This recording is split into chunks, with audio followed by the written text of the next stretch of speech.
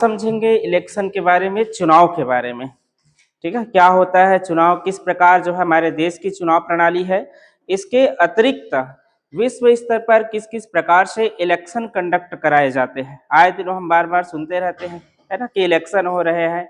कभी सुनते हैं कि सरपंच का चुनाव हो रहा है, कभी सुनते हैं कि विधायक के इलेक्शन हो रहे हैं, कभी राष्ट्रपति का, तो कभी आपके गांव देहात नगरीय निकाय के स्थानीय प्रशासन के इलेक्शन होते रहते हैं। ठीक है, इन सबकी जो व्यवस्था है अपने देश में, साथ साथ अदर कंट्रीज में किस प्रकार की जो व्यवस्था है ये चले आ रहे हैं। ठीक है, तो इसी सिलसिले में देखेंगे आज चुनाव प्रणाली को। तो सबसे पहले चुनाव कहें या इलेक्शन कहें, ठीक है, चुनाव प्रणाली या फिर इलेक्शन। तो ये सबसे पहले होता क्या है, ये चुनाव क्या होते हैं, निर्वाचन।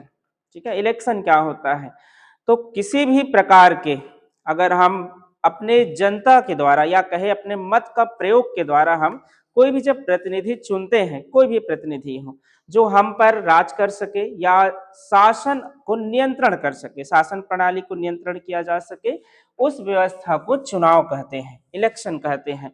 तो ऐसी व्यवस्था चुनाव क्या होता है, चुनाव जो है एक प्रकार के ऐसी व्यवस्था होगा, ऐसी व्यवस्था जिसमें जनता जो है, आमतौर पर जनता को ही टारगेट किया जाता है, क्योंकि इलेक्शन में मुख्य जो भूमिका निभाता है एक लोकतांत्रिक कंट्री में वो है जनता। ठीक है, आम लोग। तो इसमें अगर हम प्रयोग करें तो एक ऐसी व्यवस्था जिसमें जनता अपने प्रतिनिधि को अपने प्रतिनिधि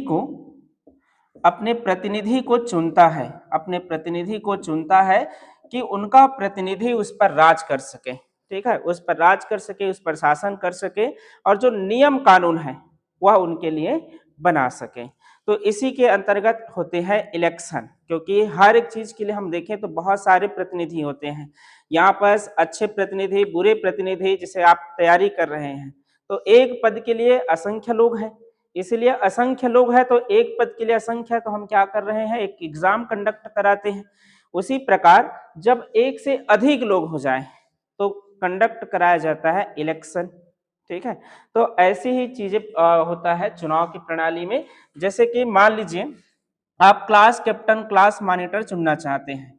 जब क्लास मॉनिटर चुनते हैं, क्लास मॉनिटर चुनते हैं तो इसमें अनेक बच्चे भाग लेते हैं, या क्लास मॉनिटर स्कूल में अलग अलग तरीके से भी चुने जाते हैं।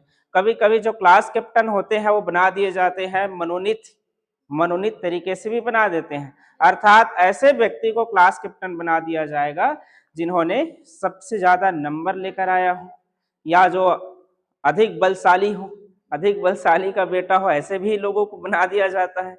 तो ये सभी चीजें मनोनीत व्यवस्था होते हैं। लेकिन अगर हम चुनाव की व्यवस्था में कहें तो जितने बच्चे हैं, मान लीजिए आप सभी बच्चे हैं अभी जितने बैठे हैं, उनमें से किसी एक को अगर क्लास कैप्टन बनाना है हमें, तो हम व्यवस्था अपनाएंगे इलेक्शन क्यों। तो एक से अधिक प्रतिनिधि खड़ा हो सकते हैं कि हम क्लास कैप्टन बनेंगे, हम क्यों नहीं, हम में भी सामर्थ्य है।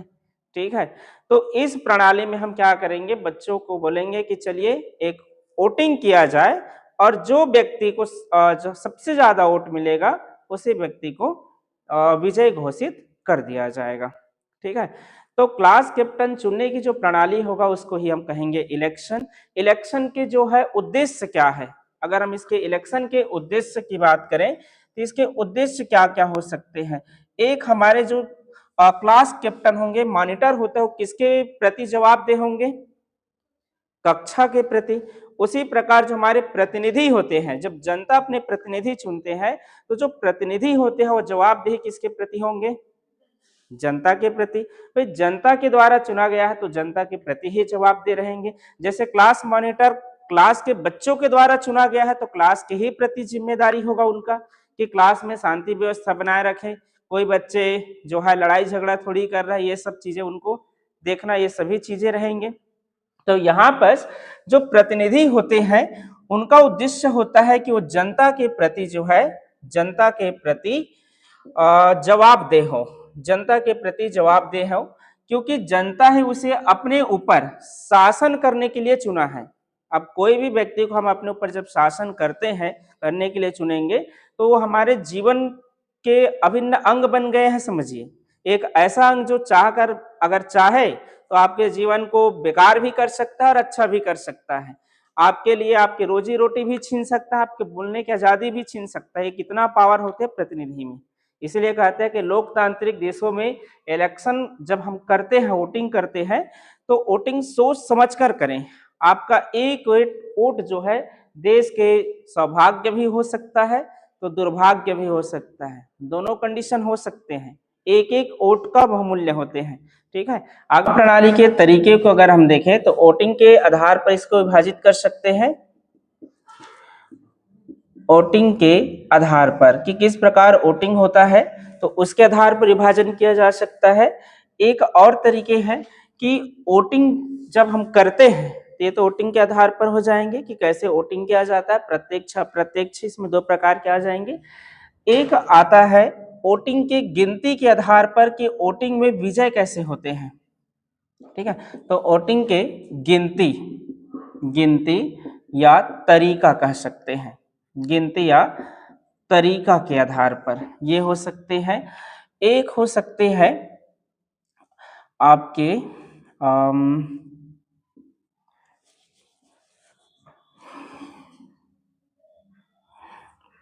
पार्टी के आधार पर, आप कह सकते हैं पार्टी के आधार पर, एक हो सकते हैं पार्टी के आधार पर। तो यहाँ पर तीन टाइप्स के इसमें हमने उल्लेख किया है। थ्री टाइप्स जो है इलेक्शन कंडक्ट होते हैं सभी कंट्रीज में। ठीक है, हमारे कंट्री में किस प्रकार के इलेक्शन होते हैं और साथ साथ अदर देश में जो है कैसे इलेक्शन होते हैं, इसे समझेंगे। तो वोटिंग के आधार पर जो होता है इसमें जनता जो है वोटिंग करते हैं, और वोटिंग आमतौर पर दो तरीके से होते हैं, एक डायरेक्ट इलेक्शन होता है और एक इनडायरेक्ट इलेक्शन होते हैं। तो इसमें अगर हम देखें इलेक्शन में तो इसमें आ जाएंगे दो तरीके से। एक आएगा प्रत्यक्ष इलेक्शन, प्रत्यक्ष चुनाव होंगे, और एक होंगे अप्रत्यक्ष चुनाव होंगे। तो प्रत्यक्ष चुनाव और अप्रत्यक्ष चुनाव, इस प्रकार इसमें दो प्रकार के जो है इलेक्शन होते हैं, प्रत्यक्ष चुनाव और अप्रत्यक्ष चुनाव। प्रत्यक्ष चुनाव क्या होते हैं, इसमें जो है जनता अपने प्रतिनिधि को डायरेक्ट चुनते हैं। जैसे कि मान लीजिए किसी देश में राष्ट्रपति के इलेक्शन की बात करें, जैसे फ्रांस में राष्ट्रपति के इलेक्शन है, अमेरिका में भी राष्ट्रपति के इलेक्शन आप प्रत्यक्ष का एग्जाम्पल्स ले सकते हैं। ठीक है, लेकिन देखा जाए तो अमेरिका में भी राष्ट्रपति का जो इलेक्शन है ऐसे डायरेक्ट नहीं होते हैं।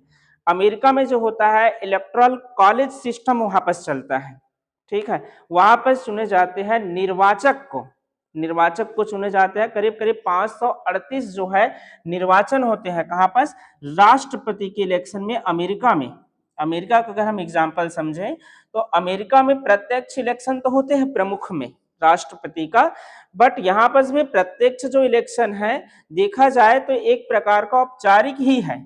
यहाँ पर जो जनता है वो चुनता किसको है, निर्वाचक को चुनता है। इसमें दो ही पार्टी रहती है, एक डेमोक्रेटिक एक रिपब्लिक, दो पार्टी खासकर अमेरिका में प्रतिद्वंदी के रूप में चलते रहते हैं। तो इसमें जो जनता है अगर डेमोक्रेटिक को चुनता है तो डेमोक्रेटिक के सबसे ज्यादा निर्वाचक बनेंगे। जिस राज्य में मान लीजिए अलग अलग राज्य में अलग अलग निर्वाचक की संख्या रहेगा, कहीं 38 है, कहीं 40 है, कहीं 45 है, ऐसे।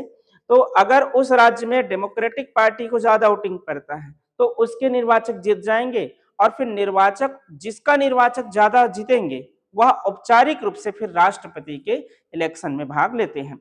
ये एक प्रकार के कार्यपालिका से पृथक होता है। अपने देश में कार्यपालिका और विधायिका देखा जाए तो एक दूसरे से बंधे हुए हैं, एक दूसरे का पूरक है, लेकिन अमेरिका में ऐसा नहीं होता है। उनके अलग से इलेक्शन कराते हैं, विधायिका के नियंत्रण से मुक्त रहते हैं, समझिए। ठीक है, तो यहाँ पर राष्ट्रपति के इलेक्शन प्रत्यक्ष होते हैं। जैसे कि अपने देश में, अमेरिका में तो हो गया, लेकिन अपने देश में अगर हम डायरेक्ट इलेक्शन की बात करें, जो डायरेक्ट इलेक्शन जो जनता के द्वारा चुने जाते हैं, ठीक है, ऐसे इलेक्शन जो जनता के द्वारा चुने जाते हैं, इनमें कौन कौन से इलेक्शन आते हैं, तो स्थानीय निकाय के इलेक्शन, स्थानीय निकाय के भी इलेक्शन आपके प्रत्यक्ष इलेक्शन हो सकते हैं। ठीक है, स्थानीय निकाय में किसके, जैसे कि हम छोटे स्तर पर पंच है, ठीक है, पंच के इलेक्शन में हम भाग लेते हैं, सरपंच के इलेक्शन में भाग लेते हैं। अदर स्टेट में इसके लिए अलग अलग नियम भी बनाए गए हैं। ठीक है, इसके अतिरिक्त जनपद पंचायत के सदस्य है, तो स्थानीय निकाय के मेंबर, विधायक जो विधानसभा के जो सदस्य होते हैं, विधानसभा के सदस्य, ये भी भारत में प्रत्यक्ष ही चुने जाते हैं। विधानसभा के प्रत्यक्ष जो है चुने जाते हैं सदस्य। इसी प्रकार संसद में लोकसभा के जो सदस्य हैं, संसद में लोकसभा का सदस्य, ये आपके डायरेक्ट चुने जाते हैं। तो भारतीय परंपरा में अगर हम देखें, इलेक्शन की जो प्रत्यक्ष प्रणाली है जिसमें जनता भाग लेते हैं, आम लोगों के द्वारा जो चुने जाते हैं, उनमें कौन कौन व्यक्ति आते हैं? तो स्थानीय निकाय के इलेक्शन आते हैं। स्थानीय निकाय के अतिरिक्त राज्य के इलेक्शन में विधानसभा के जो मेंबर होते हैं, उनमें सभी मेंबर प्रत्यक्ष रूप से ही चुने जाते हैं। ठीक है, डायरेक्ट इलेक्शन होते हैं। इसके बाद संसद के अंतर्गत देखें तो लोकसभा के जो सदस्य हैं, राज्यसभा के नहीं। अपने देश में दो प्रकार के हैं संसद के अंग के बॉडीज के अंतर्गत देखें तो एक है लोकसभा और उसके ऊपर उच्च सदन में राज्यसभा है। ठीक है, तो इसमें जो इलेक्शन होते हैं वो डायरेक्ट इलेक्शन लोकसभा का होता है, संसद का होते हैं। इसी में हम जो है भाग लेते हैं, जनता इसी में भाग लेते हैं। ठीक है, तो ऐसे वोटिंग सिस्टम जिसमें जनता भाग लेते हो, जिसमें जनता डायरेक्ट इलेक्शन में भाग लेते हैं, अपने प्रतिनिधि को डायरेक्ट चुनते हैं, उसे हम कहते हैं प्रत्यक्ष चुनाव। लेकिन जिसमें डायरेक्ट नहीं चुनते हैं, ठीक है, वह क्या कहलाएगा? अप्रत्यक्ष चुनाव। इसमें इनडायरेक्ट इलेक्शन होता है। इसका जो इलेक्शन है इनडायरेक्ट इलेक्शन के रूप में हमारे सामने आते हैं। इसमें डायरेक्ट इलेक्शन होते हैं और इसमें इनडायरेक्ट इलेक्शन होते हैं। अब इसके इनडायरेक्ट इलेक्शन की प्रक्रिया क्या है, कौन कौन से ऐसे पद है भारत में, और साथ साथ अगर अदर कंट्रीज में अगर हम देखें तो ऐसे कौन कौन से पद है जिनके इलेक्शन आपके अप्रत्यक्ष तरीके से हो सकते हैं। ठीक है, तो इसमें भारत की व्यवस्था में अगर हम देखें तो प्रत्यक्ष अप्रत्यक्ष चुनाव में आपके राष्ट्रपति के इलेक्शन आते हैं। ठीक है, राष्ट्रपति को आप डायरेक्ट नहीं चुन सकते। प्रधानमंत्री भी संसदीय प्रणाली पर आधारित है, तो प्रधानमंत्री को भी आप डायरेक्ट नहीं चुन सकते। वैसे तो इसका इलेक्शन नहीं होता है, प्रधानमंत्री नियुक्त होते हैं।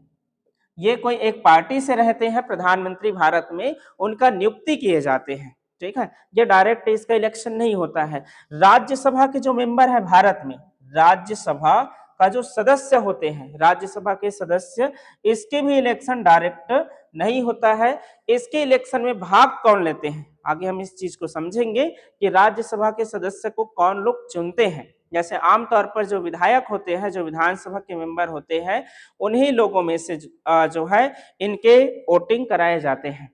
ठीक है, राज्यसभा के सदस्य के चुनाव को उसी में से होता है, उन लोग चुनते हैं। तो यहाँ पर होता है प्रत्यक्ष चुनाव और अप्रत्यक्ष चुनाव। इस प्रकार ये दो प्रकार के होते हैं। कोई भी देश में अगर आप देखेंगे तो चुनाव बहुत ही मायने रखते हैं। हमारे देश में तो आमतौर पर जनता को वोटिंग करने का अधिकार है। ऐसे भी देश है विश्व स्तर में जिसमें जनता को भी वोटिंग करने का अधिकार है, लेकिन ऐसे ऐसे तरीके हैं जिसको आप लोग सुनकर भी दंग रह जाएंगे। जैसे कि आगे हम इसमें चले पार्टी के आधार पर भी और वोटिंग के गिनती के तरीके पर, तो पार्टी के आधार में अगर हम देखेंगे तो इसमें एक दलीय और बहुदलीय व्यवस्था आ जाते हैं। ठीक है, एक दलीय व्यवस्था इसमें समझना कैसे जो है विश्व स्तर पर आम लोगों के अधिकार को भी छीन लिए गए हैं। कुछ ऐसे आपको मिलेंगे जैसे भारत के ही पड़ोसी देश चीन भी आपके सामने उदाहरण के रूप में हम ले सकते हैं। आपको लगता होगा कि चीन में भी बड़ा खूबसूरत लोकतंत्र है, लेकिन उतने भी खूबसूरत लोकतंत्र नहीं है। ठीक है, अपने देश में है सबसे अधिक खूबसूरत लोकतंत्र, ऐसे कह सकते हैं भारत का लोकतंत्र। तो एक दलीय व्यवस्था और बहुदलीय व्यवस्था आपके पार्टी के आधार पर हो जाते हैं, एक दलीय व्यवस्था और बहुदलीय व्यवस्था। अब यहाँ पर समझिए एक दलीय व्यवस्था क्या है, ऐसे कौन से देश है जिसमें एक दलीय व्यवस्था है, लेकिन उस देश में एक दलीय व्यवस्था होने के बाद भी प्रत्यक्ष और अप्रत्यक्ष इलेक्शन कंडक्ट हो रहे हैं। किस किस प्रकार के प्रत्यक्ष अप्रत्यक्ष इलेक्शन कंडक्ट होते हैं, कौन कौन पद के लिए? तो एक दलीय व्यवस्था ऐसा देश जहां पर केवल एक ही दल का बोला वाला हो, एक ही दल का ही राष्ट्रपति बनता हो, एक ही दल का ही शासन होता हो। सोचिए, कल्पना करें कि एक ही घर वाले परिवार जो है सत्ता चलाता हो, ऐसे भी हो सकते हैं। तो एक दलीय व्यवस्था अगर हम देखें तो अपने विश्व स्तर पर चीन है, साथ साथ उत्तर कोरिया है। उत्तर कोरिया और चीन इसके एग्जाम्पल्स ले सकते हैं एक दलीय व्यवस्था में। यहाँ पर केवल एक दल का ही शासन है, एक दल का। चीन में अगर आप देखेंगे तो चीन में आता है, एक आता है चीन कम्युनिस्ट पार्टी करके, सीसीपी, इसी का ही मेन बोला वाला है, सीसीपी का, चाइना कम्युनिस्ट पार्टी का, ठीक है। और इसमें अगर देखोगे तो उत्तर कोरिया में जो है आपके डब्ल्यू पी के का है, तो यहाँ पास आता है वर्कर से जुड़े हुए है, पीपुल्स पार्टी करके आता है। इसका नाम ही है, बड़ा गजब का नाम है, मजदूर पार्टी करके है, ठीक है, मजदूर पार्टी उत्तर कोरिया। और उत्तर कोरिया का पार्टी का नाम मजदूर पार्टी है, लेकिन देखा जाए तो मजदूरों को कोई अधिकार नहीं है। मजदूर पार्टी नाम जरूर है इसका, मजदूर पार्टी उत्तर कोरिया, लेकिन उत्तर कोरिया में एक ही परिवार का शासन चल रहा है, किम परिवार, ठीक है। इसमें जो सत्ता में है वह एक ही परिवार है, वह है किम परिवार। किम परिवार एक प्रकार के वंशानुगत शासन चलता है। ऐसा नहीं है कि यहाँ वोटिंग नहीं होता है, वोटिंग होते हैं, वो भी डायरेक्ट इलेक्शन होते हैं, प्रत्यक्ष इलेक्शन होते हैं, लेकिन बहुदलीय व्यवस्था नहीं है, एक दलीय व्यवस्था है। और एक ही दल निर्धारित करेगा कि उनके देश में जो है कौन खड़ा होंगे, उस पार्टी के कौन मेंबर खड़ा होगा, एक ही व्यक्ति खड़ा होता है। और एक ही व्यक्ति खड़ा होगा और केवल दो ही ऑप्शन मिलता है वोटिंग करने में। जब वोटिंग करने जाएंगे यहाँ के लोग तो या तो हाँ कहेंगे या तो ना कहेंगे, लेकिन अगर ना कहे तो देशद्रोही लगेगा, देशद्रोह हो जाएंगे और उनको मार दिया जाएगा, फांसी पे टांग दिया जाएगा, ऐसे भी हो सकते हैं, ठीक है। बहुत बड़ा उनके साथ घटना हो सकता है अगर उन्होंने ना करके वोटिंग कर दिया तो, ठीक है। तो इसमें जो है वोटिंग तो होता है, ऐसा नहीं प्रत्यक्ष ही वोटिंग हो रहा है, आमतौर पर जनता ही चुन रहे हैं, लेकिन वोटिंग कैसा है, ऑप्शन में केवल यस या फिर नो, ठीक है। अगर नो डाले तो फिर आपका भी नो है जिंदगी से, ठीक है, जिंदगी का भी नो हो सकता है, ऐसे कंडीशन हो सकते हैं। लेकिन यस डालते हैं तो 100% मत। इसीलिए यहाँ के जितने भी मजदूर पार्टी जो कोरिया का है, उत्तर कोरिया का, जितने भी प्रतिनिधि होते हैं उन सभी प्रतिनिधि 100% वोटिंग कर, 100% वोट उनको मिलता है और इनके विरुद्ध कोई खड़ा ही नहीं होता है। ये ऐसा है कि मैराथन आयोजन करा रहे हो आप, लेकिन अकेले दौड़ रहे हो, ठीक है, और नाम क्या रखे हैं, मैराथन, और दौड़ेंगे अकेले, अगर कोई और दौड़ा तो मार देंगे, गोली गोली से उड़वा दिया जाएगा, तो दौड़ने ही नहीं आना है, ठीक है, केवल अकेले। तो पहला कौन आएगा, जो दौड़ रहा है अकेला वही आएगा। तो इस प्रकार व्यवस्था है आपके उत्तर कोरिया में। चुनाव हर देश में हो रहे हैं लगभग। चीन की व्यवस्था अगर आप देखोगे तो चीन में भी दो प्रकार के ही यहाँ पर भी दिक्कत थे, एक केमकी से जुड़े हुए थे और सीसीपी पार्टी से जुड़े हुए थे। एक नाम आता है माओ जेयांग का नाम, माओ जेयांग। माओ जेयांग जो थे ये लड़ रहे थे आपके चाइना से जुड़े हुए, कम्युनिस्ट पार्टी से जुड़े हुए थे, अर्थात किसानों का मजदूरों का पार्टी। एक ऐसा पार्टी सीसीपी कहलाता था जो किसान और मजदूर का हो, ठीक है। इसी से बना हुआ था माओ जेयांग के विचारधारा। इन्होंने हमेशा चीन के जो है किसान मजदूर पार्टी जो है उनके हकों के लड़ाई के लिए आवाज उठाता गया। 1949 में, 1949 में, 1949 में माओ जेयांग का जो है सीसीपी विजय हुए, समझिए, ठीक है, चाइना कम्युनिस्ट पार्टी जो है विजय हुए और बाकी विरोधी पार्टियों के इन्होंने धीरे धीरे अंकुश लगाना चालू कर दिया। जैसे सबसे पहले मीडिया है, मीडिया को कंट्रोल किया कि मीडिया में केवल मेरे ही न्यूज आना चाहिए और दूसरे पार्टी का चर्चा नहीं होना चाहिए, केवल पॉजिटिव बातों भी, लोगों को लगे कि सब अच्छे चल रहे हैं। जैसे कई बार हमारे भारतीय मीडिया, ठीक है, ऐसा लगता है कि देश बड़ा खूबसूरत चल रहा है, लेकिन कई स्थिति ऐसे होते हैं कि देश गलत हाथों में है ऐसे प्रतीत होने लगते हैं, लेकिन उस चीज को दिखाया नहीं जाता है, ये कंडीशन आ जाते हैं। तो ऐसे ही कंट्रोल कर रहे थे चाइना में, ठीक है, चाइना में कंट्रोल हो रहा था माओ जेयांग का। ये कंट्रोल करना प्रारंभ जैसे जैसे किया तो इन्होंने वहां के मीडिया है, सेना है, ठीक है, जितने भी सरकारी एजेंसी है सब पर धीरे धीरे कंट्रोल होना प्रारंभ हो गया। उसके बाद एक नया संविधान इन्होंने बनवा दिया 1954 में। 1954 में चीन के माओ जेयान जो थे 1954 में एक नया जो है संविधान का गठन किया और कहा कि आजीवन चीन में केवल एक ही पार्टी का नेतृत्व होगा, एक ही पार्टी का सरकार होगा और वह है सीसीपी का, केवल एक ही पार्टी का, और कोई पार्टी यहाँ पर सरकार में नहीं आ सकता। ठीक है, और इसके खिलाफ कोई पार्टी अगर खड़ा होता है तो सबको देशद्रोह के आरोप लगाकर मार दो। इस प्रकार के सिस्टम थे। तो इसके बाद फिर इनके मृत्यु के बाद थोड़ा सा व्यापार वगैरह चीन का जो है व्यापार ओपन होना चालू हुआ 1975 के आसपास विश्व स्तर पर। फिर आज की अगर हम प्रेजेंट स्थिति की बात करें तो प्रेजेंट स्थिति में जो राष्ट्रपति है चीन के शी जिनपिंग नाम है। ठीक है, वर्तमान में जो राष्ट्रपति है चीन का उसका नाम क्या है? Xi Jinping. राष्ट्रपति का जो नाम है शी जिनपिंग। इलेक्शन तो यहां भी हो रहा है लेकिन एक दलीय व्यवस्था है, केवल सीसीपी पार्टी ही निर्धारित करेगा कि कौन इलेक्शन में भाग लेगा और उनके ही पार्टी के मेंबर ही भाग लेंगे, बाकी कोई भी पार्टी के व्यक्ति यहाँ पर खड़ा नहीं हो सकता। ये भी व्यवस्था यहाँ चीन में है। ठीक है, तो शी जिनपिंग जब 2013 के आसपास जब चीन के राष्ट्रपति बने तो उनका कार्यकाल जो होता है 5 वर्ष का होता था। चीन में राष्ट्रपति के कार्यकाल 5 वर्ष, पार्टी ही शासन करते थे, पार्टी के सदस्य आप बन सकते हो, धीरे धीरे आप पार्टी के सदस्य बन गए तो उसमें कार्य करते रहेंगे। जैसे यहाँ भारत में Congress party, BJP party, other और भी पार्टी है, उनके हम मेंबर बन जाते हैं और उसके कार्यकर्ता भी रहते हैं। ठीक है, और हमें कभी कभी कार्यकर्ता जब अच्छा नाम कमा लेता है तो उनको पार्टी टिकट भी देता है। तो ऐसी व्यवस्था चीन में है, लेकिन चीन में केवल एकाधिकार है, एक ही पार्टी का शासन है। ये ऐसा व्यवस्था 1954 में हुआ था।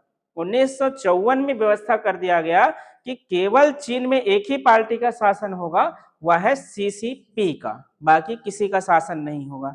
अब यहाँ पर शी जिनपिंग जब 2013 में राष्ट्रपति बना तो यहाँ पर नियम थे कि कोई भी व्यक्ति 2 बार से अधिक राष्ट्रपति नहीं होना चाहिए। चीन में भी नियम था। तो 2018 में जब अगेन राष्ट्रपति बना, संविधान संशोधन किया और 2018 में इन्होंने डिलीट कर दिया कि कोई भी जो व्यक्ति है आजीवन भी राष्ट्रपति बना रह सकता है। इसीलिए अभी सैद्धांतिक दृष्टि से देखा जाए तो शी जिनपिंग जब तक इनका मृत्यु ना हो जाए, हो सकता है तब तक ये राष्ट्रपति रहे, इनके खिलाफ कोई नहीं बोल सकता, क्योंकि यही पार्टी के प्रमुख भी है। अब पार्टी प्रमुख है और साथ साथ वहां के राष्ट्रपति भी है, तो कौन बोलेगा? पार्टी प्रमुख नहीं रहता तो चलो थोड़ा बहुत सोच विचार किया जा सकता है। जैसे अपने देश में जो प्रधानमंत्री है नरेंद्र मोदी, वो बीजेपी पार्टी प्रमुख है क्या? कौन है? राइट, जेपी नड्डा है। तो जेपी नड्डा पार्टी प्रमुख है, प्रधानमंत्री नरेंद्र मोदी है। तो पार्टी जो है कभी कभी नियम तय करता है कि कौन उनके जो है व्यक्ति जो है प्रधानमंत्री बनेंगे। तो ये व्यक्ति पार्टी प्रमुख भी है और राष्ट्रपति भी है। अब इसके खिलाफ कौन बोल पाएगा? कोई नहीं। तो इसीलिए आज तक के ये राष्ट्रपति है। तो जब तक के इनका समझिए देहांत ना हो जाए तब तक के चीन के राष्ट्रपति बने रहेंगे। सोचिए कैसे कैसे व्यवस्था है। और ये भी कहता है कि हम इलेक्शन कराते हैं, और वो भी कैसा? प्रत्यक्ष इलेक्शन, हमें भी चुना जाता है कहते हैं। ठीक है, उत्तर कोरिया भी कहता है कि हम भी चुनते हैं, लोग हमें भी चुनते हैं, तो हम क्या करें, हम ही तो जीत रहे हैं। ठीक है, तो एकाधिकार है, पूरा का पूरा एकाधिकार व्यवस्था है। ये बहुत ही एक प्रकार के, कोई भी बड़ी कंट्री, सोचिए चीन कितने बड़ी इकोनॉमी वाली देश है जहां पर लोकतंत्र इस प्रकार की व्यवस्था है। ठीक है, यहाँ पर अगर आप एकदम डायरेक्ट इलेक्शन कहोगे तो कुछ स्थानीय निकाय के इलेक्शन होते हैं। स्थानीय निकाय में जैसे गांव है, कस्बा है, तो वहां के जो सदस्य होते हैं उनके इलेक्शन यहाँ पर करा दिए जाते हैं। उसमें भी व्यक्ति को निर्धारित सीसीपी ही करता है कि कौन व्यक्ति सरपंच बनेगा, ये भी दिक्कत है। ठीक है, और फिर वही जो मेंबर है, गांव कस्बा के मेंबर, जिला के विधायक के, सांसद क्या अगर कह सकते हैं, तो अलग अलग फिर उन लोग वोटिंग करते हैं। तो ऐसी ही व्यवस्था है चीन में और उत्तर कोरिया में। तो यहाँ पर पार्टी के आधार पर अगर हम इलेक्शन प्रणाली को देखें तो एकल प्रणाली आते हैं। इसके 2 एग्जाम्पल्स हो सकते हैं, चीन और उत्तर कोरिया। ठीक है। बाकी बहुदलीय जो व्यवस्था है ये लोकतंत्र के लिए अच्छे माने जाते हैं। सबसे अच्छा जैसे अपने देश में जो व्यवस्था बनाए गए हो बहुदलीय व्यवस्था है। यहाँ पर कोई भी व्यक्ति, इंडिया में भारत के अगर आप लोग व्यक्ति है तो कोई भी व्यक्ति आप पार्टी संगठन कर सकते हैं, पार्टी खड़ा कर सकते हैं, आपको अधिकार है। आप इलेक्शन भी लड़ सकते हैं, निर्दलीय भी इलेक्शन लड़ सकते हैं भारत में, लेकिन यहाँ निर्दलीय भी नहीं लड़ सकते। जैसे अपने देश में किसी को टिकट नहीं मिलता है तो निर्दलीय खड़ा हो जाता है, देखे होंगे, है नहीं। यहाँ तो निर्दलीय भी खड़ा नहीं हो सकते, स्वतंत्र, ये भी दिक्कत है। तो कितना आजादी है समझिए अपने देश में वोटिंग के मामले में, ठीक है, काफी ज्यादा आजादी है देखा जाए तो, ठीक है। हाँ, लेकिन धीरे धीरे ये प्रणाली हो सकता है कठिनाई हो जाए। कई बार ऐसा हमें प्रतीत होने लगता है कि कोई भी गवर्नमेंट को जब 400 प्लस सीट मिलते हैं ना, तो ऐसा प्रतीत होता है कि बस भारत इसी का है, ऐसा होने लगता है। जैसे इंदिरा गांधी के समय अभी बीजेपी पार्टी के दौरान भी ये नारा लगाए जाते थे कि 400 प्लस सीटें, 400 प्लस सीटें आना चाहिए, है नहीं। तो 400 प्लस आता, इसका अर्थ है कि 2/3 बहुमत प्लस रहते। अब इसमें पूरा का पूरा संवैधानिक व्यवस्था बदला जा सकता था। क्या होता कि लोकसभा का कार्यकाल 20 साल बढ़ा दो, क्या करते क्या ही करोगे, संविधान संशोधन करने का अधिकार है, ऐसा बढ़ाया भी गया है। इंदिरा गांधी के द्वारा जब आपातकाल लगाया गया था तो उस समय 5 साल के कार्यकाल को 6 साल कर दिए गए थे, 6 ईयर थे। उसके बाद में जब मोरारजी देसाई वगैरह बने तो फिर से संशोधन किया गया 78 में, फिर तब 5 साल फिर किया गया। तो ऐसा हो सकता है कि अगर पार्टी के पास ज्यादा बहुमत रहे तो 20 साल कर दे, 30 साल कर दे, या जब तक जिएंगे तब तक प्रधानमंत्री रहेंगे, हो सकता है अंकुश लगा लिया जाए। तो ऐसी स्थिति बचने के लिए हमारे देश की जो व्यवस्था है उसमें सुप्रीम कोर्ट और हाई कोर्ट के भी प्रणाली आते हैं, जिसमें अगर संविधान के मूल ढांचे में अगर अधिक परिवर्तन होते हैं तो नियम कानून को असंगत भी कर सकते हैं। तो लोगों के जो अधिकार है वह नहीं छीना जाना चाहिए, ठीक है। तो बहुदलीय व्यवस्था में एक से अधिक पार्टी होते हैं, इनमें बहुत सारे पार्टी आते हैं, अलग अलग राजनीतिक विचारधारा से जुड़े हुए पार्टी इसमें आते हैं, ठीक है। जैसे अपने देश में बीजेपी है, कांग्रेस है, आम आदमी पार्टी है, बहुजन समाजवादी पार्टी है, बीएसपी है, ठीक है, तृणमूल कांग्रेस है, एसपी है मतलब समाजवादी पार्टी है। ऐसे अलग अलग बहुत सारे पार्टीज हैं अपने छत्तीसगढ़ में, जैसे कि छत्तीसगढ़ जनता कांग्रेस भी थे। और इलेक्शन होते हैं तो उस समय अलग अलग पार्टीज आ जाते हैं, जैसे अभी छत्तीसगढ़ कोई संग्राम टाइप के एक और पार्टीज बना रहे हैं, है नहीं, किसका है, हाँ उसका भी एक विधायक है, हीरा भाई मरकाम का, ठीक है। तो गोंडवाना गणतंत्र पार्टी भी है। तो ऐसे बहुत सारे पार्टी वगैरह रहते हैं बहुदलीय व्यवस्था में। यहाँ पर हर व्यक्ति को जो है चुनाव में भाग लेने का अधिकार है, यहाँ तक कि भी आप इलेक्शन में भी भाग ले सकते हैं। इलेक्शन में भाग लेने के लिए कुछ ही भारत में शर्त है कि भारत के का आप नागरिक हो और आपका जो उम्र है कम से कम इलेक्शन में भाग वोटिंग करने का उम्र तो खैर 18 है, लेकिन इलेक्शन में जब खड़ा होते हैं तो अलग अलग क्राइटेरिया है। जैसे कि नॉर्मल स्थानीय निकाय में भाग लेते हैं तो 21 वर्ष है, लेकिन प्रत्यक्ष इलेक्शन में जब हम विधानसभा और लोकसभा में चले जाते हैं तो 25 वर्ष है। इसी प्रकार राष्ट्रपति उपराष्ट्रपति की जब इलेक्शन करते हैं, जो इनडायरेक्ट इलेक्शन होते हैं, अप्रत्यक्ष इलेक्शन होते हैं, उस कंडीशन में जो उम्र के क्राइटेरिया है वो थोड़ा सा बढ़ जाते हैं, 35 वर्ष हो जाते हैं। राज्यसभा के लिए देखा जाए तो 30 वर्ष है। तो अपने देश में स्थानीय निकाय के लिए 21 वर्ष की उम्र मिल जाते हैं, विधानसभा संसद के लिए 25 वर्ष मिल जाते हैं, राष्ट्रपति है, उपराष्ट्रपति है, इसके लिए अगर आप देखोगे तो यहाँ पर 35 वर्ष मिल जाते हैं, राज्यसभा के सदस्य के लिए 30 वर्ष मिल जाते हैं। तो ऐसे आयु भी तय कर दिए गए हैं, ठीक है। तो ये चीजें था वोटिंग के आधार पर, जिसमें प्रत्यक्ष अप्रत्यक्ष इलेक्शन हमने समझा। इसके अतिरिक्त पार्टी के आधार पर हमने समझा एक दलीय व्यवस्था और बहुदलीय व्यवस्था। बहुदलीय व्यवस्था में कोई भी दल खड़ा हो सकते हैं और नई दल का भी गठन किए जा सकते हैं। तो ये बहुदलीय व्यवस्था जो है लोकतंत्र के लिए सबसे अच्छा माने जाते हैं। कहते हैं कि भारत के जो संविधान है उसमें बहुदलीय व्यवस्था एक प्रकार के रक्त के समान है। ठीक है, जैसे हमारे पूरे शरीर में रक्त की धमनियां बिछी हुई है, उसमें रक्त की प्रवाह बहता रहता है, उसी प्रकार भारत में अगर हमें बनाए रखना है मजबूत लोकतंत्र, तो भारत में अनेक दल जो है रक्त की तरह पूरे भारत के अंदर बहना चाहिए, तभी जो है अच्छा खासा एक लोकतंत्र, मजबूत लोकतंत्र बन सकते हैं। तो यहाँ आप निर्दलीय भी इलेक्शन लड़ सकते हैं और साथ साथ किसी पार्टी से जुड़कर भी आप इलेक्शन में भाग ले सकते हैं। क्लियर है? तो प्रत्यक्ष इलेक्शन जिसमें जनता द्वारा चुने जाते हैं, अप्रत्यक्ष इलेक्शन जिसमें जनता के जो प्रतिनिधि हैं उनके द्वारा कोई दूसरे व्यक्ति चुने जाते हैं। इसके बाद पार्टी के आधार पर हमने देखा एक दलीय व्यवस्था और बहुदलीय व्यवस्था, दोनों में ही प्रत्यक्ष अप्रत्यक्ष इलेक्शन हो सकते हैं, दोनों में हो सकते हैं, लेकिन दोनों का दायरा अलग अलग है। इसमें जब कराते हैं तो केवल एक ही दल के व्यक्ति खड़ा होते हैं इलेक्शन में और उनको वोटिंग करना समझिए अनिवार्य प्रकार के है, नहीं कहने पर हो सकता है दंड मिल जाए। ठीक है, जैसे उत्तर कोरिया में दंड मिल सकता है, देशद्रोह का आरोप लग सकता है, मतलब आप देश के साथ नहीं खड़े हैं, आपने हमें वोटिंग नहीं किया, मतलब आप देशद्रोही है। ठीक है, तो ऐसे हो सकते हैं।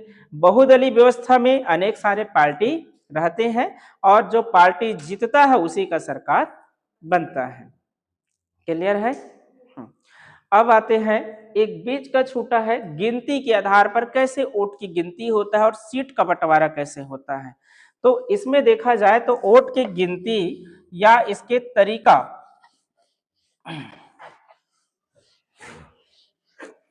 थोड़ा सा इधर प्लेन कर देते हैं। तो वोटिंग के गिनती के तरीके के आधार पर यहाँ पर भी दो प्रकार के तरीके हैं। एक है बहुमत गिनती, बहुमत प्रणाली, बहुमत प्रणाली है, और एक है अनुपातिक प्रणाली। दो प्रकार के प्रणाली हम देखेंगे। अनुपातिक प्रणाली में कभी कभी एकल मत प्रणाली भी जुड़ा होता है। ठीक है, तो अनुपातिक प्रणाली, अनुपातिक प्रणाली, अनुपातिक प्रणाली, देखो बहुमत प्रणाली के अगर आप एग्जाम्पल देखेंगे तो जैसे भारत है, ठीक है, अमेरिका है, इन सबों में बहुमत प्रणाली के रूप में आपके सामने आते हैं, ब्रिटेन है। लेकिन अनुपातिक प्रणाली में जैसे नीदरलैंड है, Netherlands, Switzerland, Switzerland, Netherlands, Switzerland, ये जो कुछ कंट्रीज है जिसमें अनुपातिक प्रणाली भी चलते हैं। क्या होता है बहुमत प्रणाली और अनुपातिक प्रणाली? ठीक है, तो इसमें अगर हम समझें तो बहुमत नाम से स्पष्ट है ऐसा मत प्रणाली व्यवस्था जिसमें उसको अधिक मत मिल जाए। जैसे अपने देश में बहुत सारे लोग खड़ा होने का अधिकार है, कोई भी व्यक्ति जो है इलेक्शन में भाग ले सकते हैं, ये बहुमत प्रणाली आधारित है अपना देश भारत। तो भारत में जो बहुमत प्रणाली है वो किस प्रकार बहुमत प्रणाली है समझना। जैसे मान लीजिए एक छोटा सा एग्जाम्पल लेते हैं, आपके गांव में सरपंच के इलेक्शन होते हैं और गांव में जो है 1000 मतदाता है, दोनों का फायदा नुकसान समझना। ठीक है, 1000 मतदाता है, अब 1000 मतदाता है और 3 व्यक्ति खड़ा हुआ, ए बी और सी, ये 3 व्यक्ति है जिनका नाम है ए बी और सी। ए को जो है वोटिंग मिल जाता है 349, इसको मिल जाता है 120, इनको मिल जाता है 60 वोट, बाकी लोग वोटिंग करने आया ही नहीं। ठीक है, अब इसमें कौन जीतेगा? ए जीतेगा। यही प्रणाली आपका कहलाता है बहुमत, अर्थात ऐसी प्रणाली व्यवस्था जिसमें वोटिंग की संख्या कि कौन व्यक्ति ज्यादा वोटिंग पाया है, वोट पाया है, उसके आधार पर जो है हार जीत का फैसला होता है। ठीक है, उसी के आधार पर लिया जाता है, चाहे एक वोट से भी अगर आप जीतोगे तो भी आपको विजय घोषित किया ही जाएगा। एक वोट के भी मायने रहता है, यहाँ पर एक एक गिनती होते हैं सबका। ठीक है, तो एक वोटिंग से भी आप जीत सकते हैं, 2 3 4 जितना भी आप वोट से आगे होते हैं जीतते हैं, सभी मायने रखते हैं। तो यहाँ पर भारत में बहुमत प्रणाली व्यवस्था भी है, साथ साथ कुछ जगह अनुपातिक प्रणाली भी व्यवस्था है, ऐसा नहीं है कि भारत में अनुपातिक नहीं है। क्या होता है अनुपातिक? यहाँ पर होते ये है, इसमें पार्टी के आधार पर डिस्ट्रीब्यूट किए जाते हैं सीट को। ठीक है, पार्टी के आधार पर। जैसे आप कई बार इलेक्शन के रिजल्ट आते सुने होंगे कि बीजेपी पार्टी को 40% सीट मिला, कांग्रेस को 38% सीट मिला, या अन्य पार्टी को किसी को 20%, किसी को 10% सीट मिला, और कभी कभी 10-20% वोटिंग पाकर भी व्यक्ति जो है सीट नहीं पा पाता है, 0 वोट सीट रहते हैं, तो बाकी लोगों का क्या। ठीक है, इसका बहुत सारे फायदे भी है तो नुकसान भी है। फायदा एक बार समझना कैसे फायदा है। जैसे मान लीजिए 1000 लोग हैं, आप गांव का एग्जांपल लेते हैं, 1000 लोग हैं, 1000 लोग जो है वोटिंग करने आए, और वोटिंग करने आया, टोटल आबादी 1000 है, मतदाता समझिए, मतदाता टोटल आबादी या कहे मतदाता जो है 1000 है, और वोटिंग करने जो आए हैं उनकी संख्या है समझिए केवल 400 लोगों ने ही वोटिंग किया। बाकी 600 लोगों ने कहा कि जितने भी प्रतिनिधि खड़े हैं सब भ्रष्टाचारी हैं, कोई सही नहीं है, हम चुनाव का बहिष्कार करते हैं। तो उनके बहिष्कार होने करने से क्या वोटिंग बहिष्कार हो सकता है? नहीं होगा। ठीक है, बहुमत प्रणाली में नहीं होता है, और इसके अतिरिक्त एकल प्रणाली के अंतर्गत इसमें अनुपातिक प्रणाली में ऐसा संभव है कि रिजेक्ट हो जाए। ठीक है, समझना, बहुमत प्रणाली में वोटिंग मान लीजिए 400 होता है, तो 400 होता है तो इसमें 600 लोगों का इच्छा था कि कोई भी व्यक्ति ना बने, 600 लोगों का इच्छा था, लेकिन इन 400 में केवल जो जीतने वाले व्यक्ति है वो 120 वोट ही पाया है, फिर भी जीत गया। तो 120 वोटिंग और 1000 आबादी था, जबकि 1000 आबादी में 1000 मतदाता में केवल वह व्यक्ति 120 वोटिंग पाकर ही विजय घोषित हो गए, जीत गया। अब वो व्यक्ति पूरे गांव पर राज करेगा, क्योंकि चुनाव यही तो कहता है, अपने प्रतिनिधि जब हम चुनते हैं तो हमारे ऊपर राज करता है, नियंत्रण करता है हमें। ठीक है, अब बाकी व्यक्ति पसंद ही नहीं करते थे, इसके अतिरिक्त कह सकते हैं 120 व्यक्ति बस इसे पसंद किया, बाकी सबने रिजेक्ट कर दिया है, जो इन्होंने भी नहीं चुना उसने भी तो रिजेक्ट किया है, तो यही व्यक्ति जो है आपके जीते हुए मान लिया जाएगा। लेकिन अनुपातिक प्रणाली में ऐसा नहीं होता है, सबका मत को जो है बराबर प्रकार के अधिकार दिए जाते हैं, ये परसेंटेज पर तय होते हैं। कैसे? मान लीजिए 1000 ही आबादी है, और इस आबादी में 4 पार्टी है समझिए, ए, बी, सी और डी, ये 4 पार्टी है, या फिर 100 मतदाता है, छोटा एग्जांपल से लें, मान लो 100 मतदाता है। ठीक है, और ये 4 पार्टी है, ए, बी, सी, डी। इन चारों पार्टी में अगर हम ध्यान से देखें तो ए को मान लो 50% वोटिंग पड़ गया, बी को 40% लोगों ने चुना, ठीक है, सी को 30% लोगों ने चुना, और डी को सॉरी यहाँ पर मान लो इसको 5% लोगों ने चुना, और इसको भी 5% लोगों ने चुना। ठीक है, तो यहाँ पर हो गया टोटल आपके 100% हो गया, तो 50, 40, 5, 5। अब यहाँ पर जो सीट का बंटवारा है, मान लो 100 सीट रहता, तो ये जो बंटवारा है कैसे होता, ए को जो है 50 सीट मिल जाती, बी को 40 सीट मिलता, सी को 5 सीट मिलता, और डी को भी 5 सीट मिलते, मतलब हर दल को इसमें सीट दिया ही जाता। लेकिन अपने यहाँ ऐसा नहीं होता है, देखना कोई पार्टी एक तरफा हार जाता है, कांग्रेस 2014 में एक तरफा हार गए थे, वोटिंग परसेंट पाकर भी हार जाते हैं, 20%, 30% वोटिंग शेयर आता है, लेकिन सीट नहीं आ पाते हैं। ठीक है, सीट के रूप में कम हो जाते हैं। इसका कारण है भारत की जो चुनाव प्रणाली है, जैसे लोकतंत्र में अगर हम देखें तो चुनाव प्रणाली में अगर हम राउंड फिगर सीट का जब तय करते हैं कितने लोगों ने वोटिंग किया, तो हम टोटल का निकालते हैं, जबकि हम टोटल से तय नहीं होता है। अपने देश में बहुमत प्रणाली है, इसलिए एक निर्वाचन क्षेत्र बना दिया गया है कि एक निर्वाचन क्षेत्र होगा, उस क्षेत्र में जितने लोग रहेंगे उनमें से वोटिंग करेंगे, और जो ज्यादा पाएगा वही व्यक्ति जीता हुआ रहेगा। ये ऐसे समझे जैसे कि एक राज्य है, इसको भी डिलीट करते हैं, यहाँ पर एक राज्य है समझिए अपना छत्तीसगढ़, तो छत्तीसगढ़ में मान लीजिए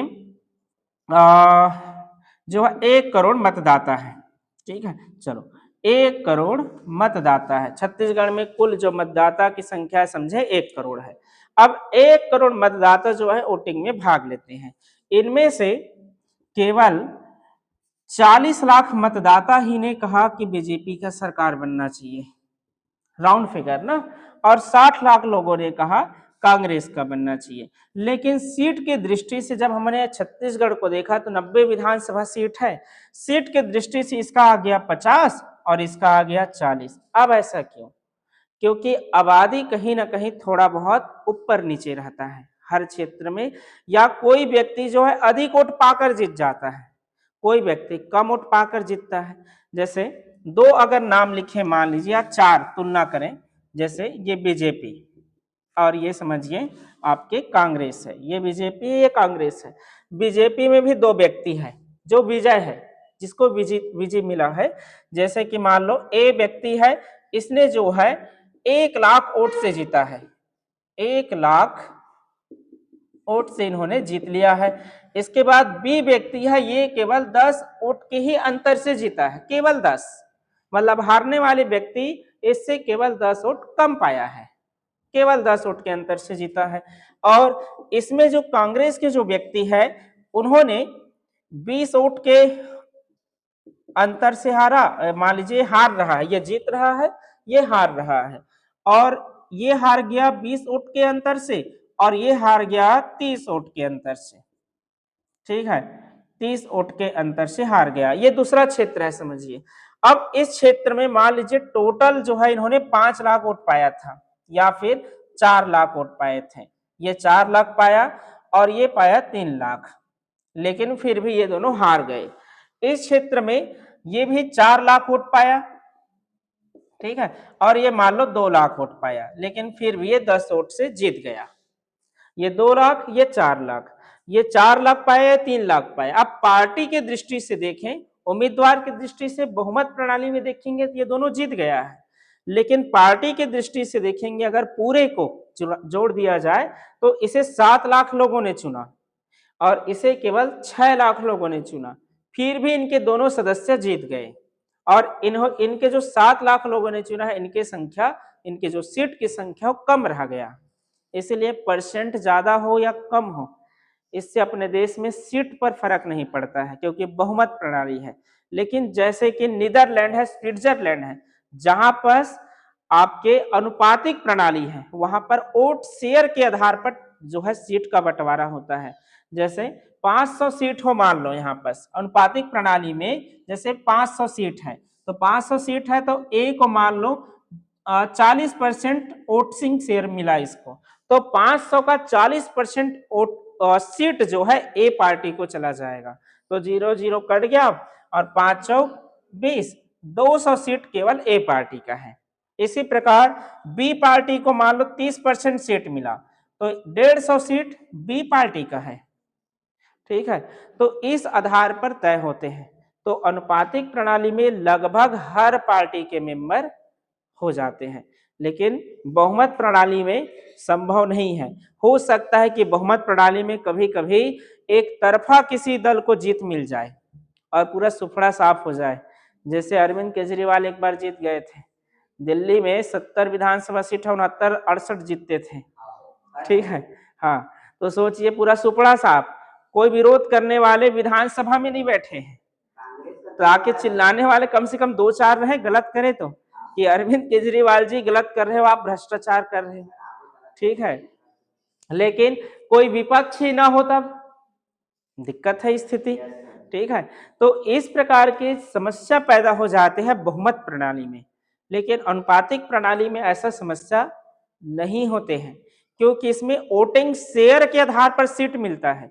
पूरे देश को देखा जाएगा कि देश के लोगों ने किस पार्टी को कितना सीट, कितना जो है परसेंटेज दिया, और उसी परसेंट के आधार पर फिर उसका टिकट और सॉरी सीट जो है दे दिए जाते हैं। तो ये भी व्यवस्था अच्छा है वैसे, लेकिन अनुपातिक प्रणाली में दिक्कत क्या है, भारत में क्यों नहीं अपनाया गया ऐसे प्रणाली? जब अच्छे है तो अपनाना चाहिए था, क्योंकि भारत की जनसंख्या बहुत बड़ी है। अनुपातिक प्रणाली में एक चीज आती है, इसमें क्रम चुना जाता है अपनी पसंद के। जैसे कि एकल संक्रमणीय अनुपातिक प्रणाली के लिए हमने राष्ट्रपति के इलेक्शन को रखा है, राष्ट्रपति के इलेक्शन है, राज्यसभा के इलेक्शन है, ऐसे इलेक्शन जो अप्रत्यक्ष होते हैं। मैंने बताया अप्रत्यक्ष इलेक्शन भी होते हैं, तो ऐसे इलेक्शन को जो है आपके अनुपातिक एकल प्रणाली के आधार पर रखे गए हैं। अनुपातिक एकल प्रणाली का चुनाव प्रणाली क्या होता है इसे समझिए एक बार, ठीक है। तो ये सब रद्द खत पहले हटाते हैं, उसके बाद फिर समझेंगे, ठीक है।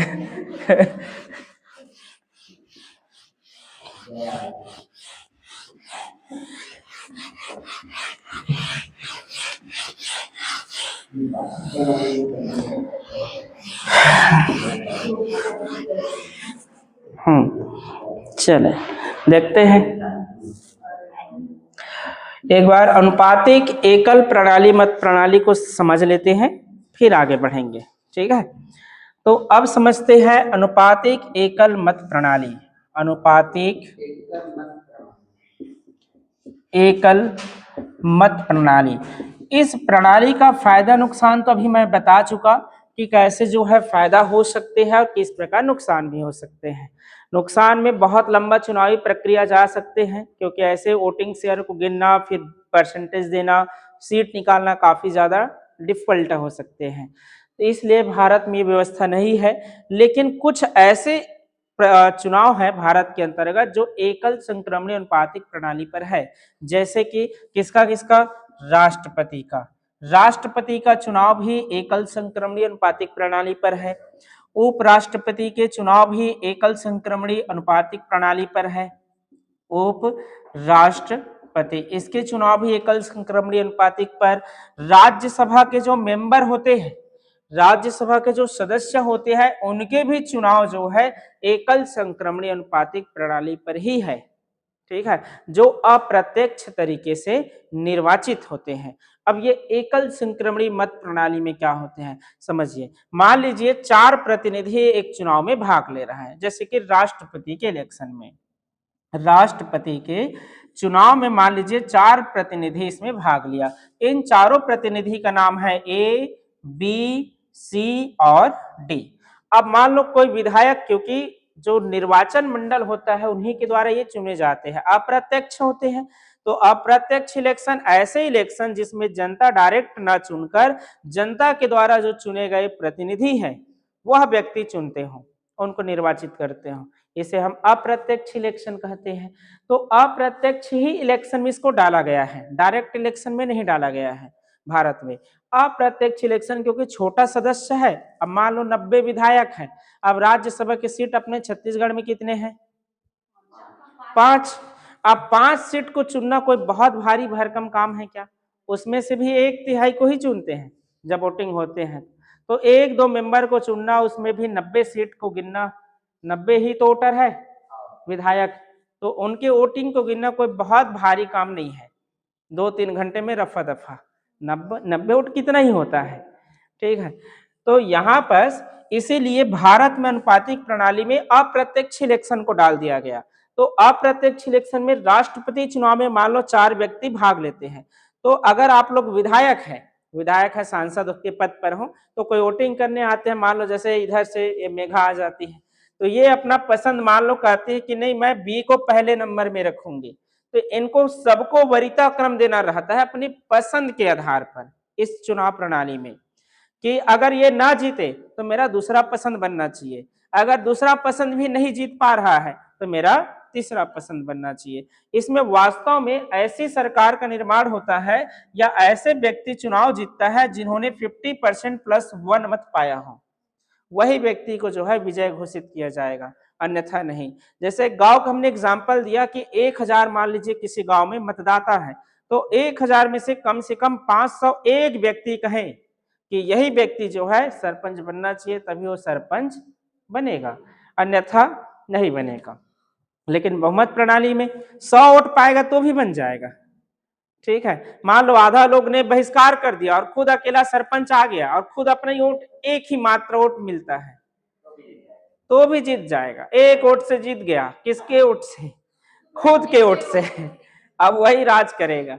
ऐसे फिल्मों में बहुत बार देखे होंगे, होता है नहीं, ऐसे मूवी वगैरह, जैसे अमरीश पुरी वाला पुराना मूवी, उसमें रहते थे, वही राज करता रहता था, पूरे गांव का दाऊ मंडल ऐसे बन बन के, ठीक है। और कोई उसके प्रतिनिधि खड़ा नहीं होते थे उनके विपक्ष में, खड़ा हुआ तो मार देंगे, इस प्रकार के चलता होते थे, है नहीं। तो राष्ट्रपति के चुनाव में आपको अपने पसंद के आधार पर चुनना पड़ता है। पहले पसंद तय करेंगे कि किस व्यक्ति को हम वोटिंग करना चाहते हैं या कौन किसको जो है हम पहले क्रम में रखना चाहते हैं। तो मान लो बी को पहले क्रम में रखा तो ये कहेगा ए को मैं 3 में रखती हूँ, सी को जो है 2 में और डी को 4 में ही रहने देते हैं, ये मेरा पसंद है। कोई तीसरा व्यक्ति आता है, कोई दूसरा आता है, वो कहता है कि ये अच्छा इंसान है, ए पहले नंबर में होना चाहिए, बी जो है सेकंड पे, सी जो है 3 पर और डी जो है 4 पर, ऐसी 1 2 3 4 क्रम लिखकर चला गया। इसके बाद तीसरा व्यक्ति आता है, ये कहता है कि नहीं एक को ही मिलना चाहिए, फिर इसको तीसरा, इसको दूसरा, इसको चौथा, ऐसे डालता गया। तो सबसे पहले जो वोटिंग का गिनती होगा वो पहला क्रम के वरीयता को गिना जाएगा। पहली पसंद किस व्यक्ति को मिला है 50% प्लस 1 मत। मान लीजिए अगर 100 मत है, 100 मत है तो 100 मत में से कितना 51 मत, अगर 51 लोग जो है ए को पसंद करे तभी जो है ये व्यक्ति जीतेगा, लेकिन अगर ना पसंद करे तो नहीं जीतेगा। ठीक है। मान लो अगर किसी भी व्यक्ति को, कोई भी व्यक्ति को 51 लोगों ने पसंद किया ही नहीं, आपने फर्स्ट वरीयता में रखा ही नहीं, तो उनका जो वोट है सेकंड क्रम के वरीयता में चला जाता है। ठीक है। फिर सेकंड क्रम की वरीयता को गिना जाएगा, उस क्रम में अगर उसको 50% प्लस 1 मत मिलेगा तो जीत जाएगा, उसमें भी नहीं मिला तो तीसरा क्रम को गिना जाएगा। ऐसा भारत में एक बार हुआ है राष्ट्रपति के इलेक्शन में। ठीक है। जब सेकंड क्रम के वरीयता को गिनकर राष्ट्रपति बना था, एक राष्ट्रपति है वी गिरी, वराहगिरी वेंकटगिरी, 1969 की बात है। वी गिरी, वी गिरी 1969 1969 में जब ये राष्ट्रपति बने वी गिरी, तो इनके जो है चुनाव प्रणाली सुप्रीम कोर्ट तक चला गया था, वाद विवाद हो गए थे, क्योंकि फर्स्ट क्रम के वरीयता में इसको विजय हासिल नहीं हुई। और इस समय पहली बार देश ने देखा, जो संविधान में लिखा गया था, सेकंड क्रम के वरीयता की गिनती कैसे होता है। तो ये मांग उठने लगे कि कोई नहीं जीता तो नया इलेक्शन होना चाहिए, फिर से होना चाहिए, लेकिन संविधान व्यवस्था करके रखा है कि आपको नहीं जाने की जरूरत नहीं है दोबारा इलेक्शन में, आप सीधा दूसरे क्रम के पसंद को गिनो। ठीक है। तो सेकंड क्रम के जब वरीयता को गिना गया तब जाकर वी गिरी उस चुनाव को जीत पाए। ठीक है। इसी कारण इसके वाद विवाद स्थिति बना हुआ था इसके चुनाव प्रणाली में, राष्ट्रपति जब ये बने तब। क्लियर है। तो अनुपातिक प्रणाली क्या होता है, वह प्रणाली जिसमें सभी को अपने एकल संक्रमणी प्रणाली में, वह प्रणाली जिसमें सभी को जो है अपने पसंद के आधार पर वरीयता क्रम चुनना पड़ता है। क्लियर है। तो ये है अनुपातिक एकल मत प्रणाली। इस प्रकार हमने देखा प्रत्यक्ष चुनाव क्या होता है, अप्रत्यक्ष चुनाव क्या होता है, इसके अतिरिक्त बहुमत मत प्रणाली क्या होती है, एकल अनुपातिक मत प्रणाली क्या है, इसके अतिरिक्त एक दलीय व्यवस्था और बहुदलीय व्यवस्था में कैसे जो है इलेक्शन कंडक्ट होते हैं। यहां तक क्लियर है। ठीक है। अब इसके आगे देखेंगे, समझेंगे कि शांत रहे रुपेश, हो गया हो गया। अब समझेंगे भारत में चुनाव प्रणाली कैसे है। भारत में जो चुनाव का आयोजन होते हैं उसके कंडक्ट कौन करते हैं, उनके संचालन कौन करता है, अधीक्षण कौन करते हैं, इन सब के लिए हमारे जो भारतीय संवैधानिक व्यवस्था है उनका प्रावधान क्या क्या है, कैसे संविधान में उल्लेखित किए गए हैं इलेक्शन के लेकर। तो भारत के जो इलेक्शन है इसके अंतर्गत हमारे पास जो इलेक्शन होंगे दो प्रकार के चीजें हमारे सामने आते हैं। एक आते हैं केंद्रीय इलेक्शन आयोग के रूप में, केंद्रीय निर्वाचन आयोग, केंद्रीय निर्वाचन आयोग, एक आता है केंद्रीय निर्वाचन आयोग, और एक होता है राज्य निर्वाचन आयोग। निर्वाचन से जुड़े हुए अधिकार की बात करें, राज्य निर्वाचन आयोग, ये दोनों जो एजेंसी है ये इलेक्शन कंडक्ट कराने की जिम्मेदारी इनको होता है। अब किस प्रकार के इलेक्शन कंडक्ट कराते हैं तो यही चीजें हमें समझना है इसमें। ठीक है। तो अगर हम समझें तो जो इलेक्शन कमीशन होते हैं, इलेक्शन कमीशन ऑफ इंडिया, जैसे अगर हम कहें भारत के निर्वाचन आयोग, वर्तमान में भारत के निर्वाचन आयुक्त कौन है? हाँ, ऑप्शन राजीव कुमार, ज्ञानेश कुमार, ज्ञानेश कुमार है। हाँ हाँ, तो ज्ञानेश कुमार जो है वर्तमान में इलेक्शन कमीशन के मुख्य आयुक्त है, आप कह सकते हैं। तो इनका काम क्या होते हैं, कोई भी जो इलेक्शन होते हैं उनके संचालन का करने का काम, संचालन, अधीक्षण, संचालन है, अधीक्षण है और निर्देशन है। निर्देशन, ये तीन शब्द यहाँ पर आते हैं दोनों आयोग के लिए, चाहे वो केंद्रीय निर्वाचन आयोग की बात हो या फिर राज्य निर्वाचन आयोग की बात हो। दोनों ही जो एजेंसी है इलेक्शन कंडक्ट करने के लिए इनको जिम्मेदारी दिया गया है कि संचालन करें, अर्थात आप इलेक्शन को जो है संचालित कर सकते हैं, कैसे इलेक्शन कराना है, इन सब का जो है संचालन करने का अधिकार निर्वाचन आयोग का होता है। ठीक है, जैसे कि इलेक्ट्रॉनिक वोटिंग मशीन है, ईवीएम चलता है, वीवीपैट चलते हैं अपने देश में वोटिंग कराने के तरीके में। तो संचालन की जो जिम्मेदारी है, ठीक है, वो किसके हाथों में है, निर्वाचन आयोग के हाथों में रहते हैं।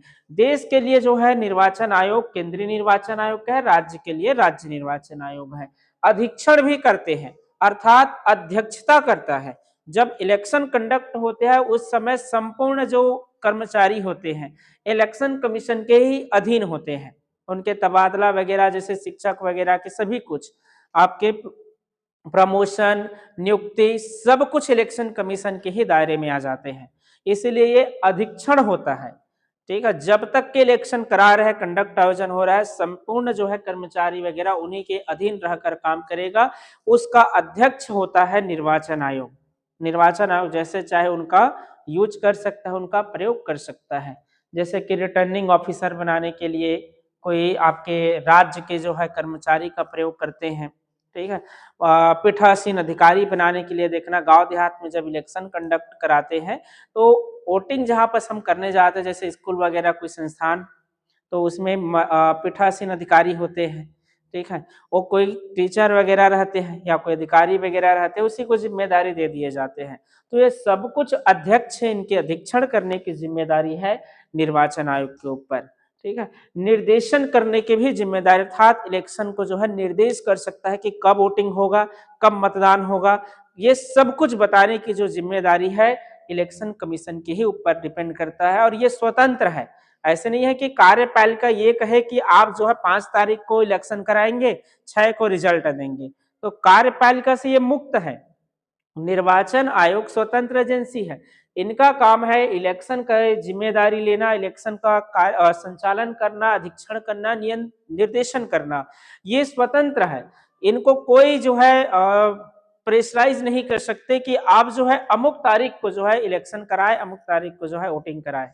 ये पूर्ण रूप से स्वतंत्र रूप से काम करते हैं। ठीक है, तो संविधान में इसके लिए व्यवस्था कहाँ पास किया गया है, क्या व्यवस्था है संविधान में इलेक्शन के लिए, तो संविधान के अंतर्गत देखिए तो भाग 15 में आते हैं निर्वाचन आयोग। भाग 15 में तो केंद्रीय निर्वाचन आयोग से जुड़े हुए एक संविधान में भाग 15 है। भाग 15 में आते हैं अनुच्छेद 324, अनुच्छेद नंबर 324। अनुच्छेद 324 में कहा गया है भारत के लिए एक निर्वाचन आयोग। ठीक है, तो भारत के लिए जो निर्वाचन आयोग है, केंद्रीय निर्वाचन आयोग है, ये कौन से आर्टिकल में प्रावधान है संविधान के, तो अनुच्छेद 324 में। अनुच्छेद 324 में भारत के लिए निर्वाचन आयोग के गठन वगैरह के प्रावधान बताए गए हैं कि कैसे जो है निर्वाचन आयोग का गठन होगा।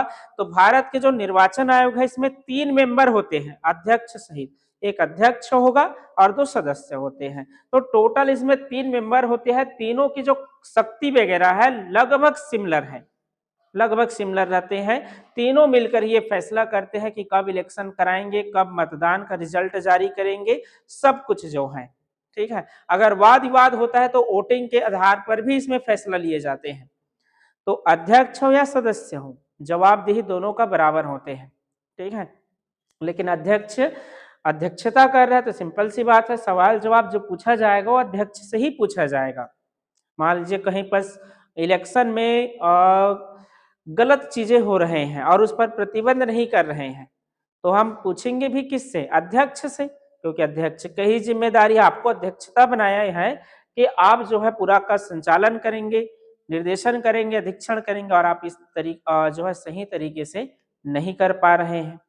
तो हम अध्यक्ष से ही पूछते हैं। जैसे अभी राहुल गांधी जी किससे पूछते हैं? ज्ञानेश कुमार जी से कि वोटिंग चोरी हो रहा है, बिहार में वोटिंग चोरी हो रहा है, सब जगह हो रहे हैं, ठीक है, आप लोग पूरा भ्रष्ट हो गए हो।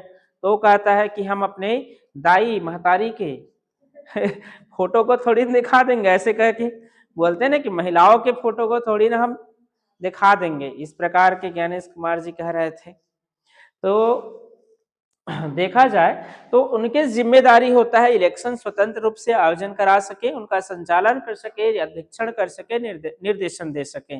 इसके लिए भारतीय संविधान में व्यवस्था किया गया, अनुच्छेद 324 में कहा गया कि भारत के लिए केंद्रीय निर्वाचन आयोग होगा, इनके गठन किए जाएंगे।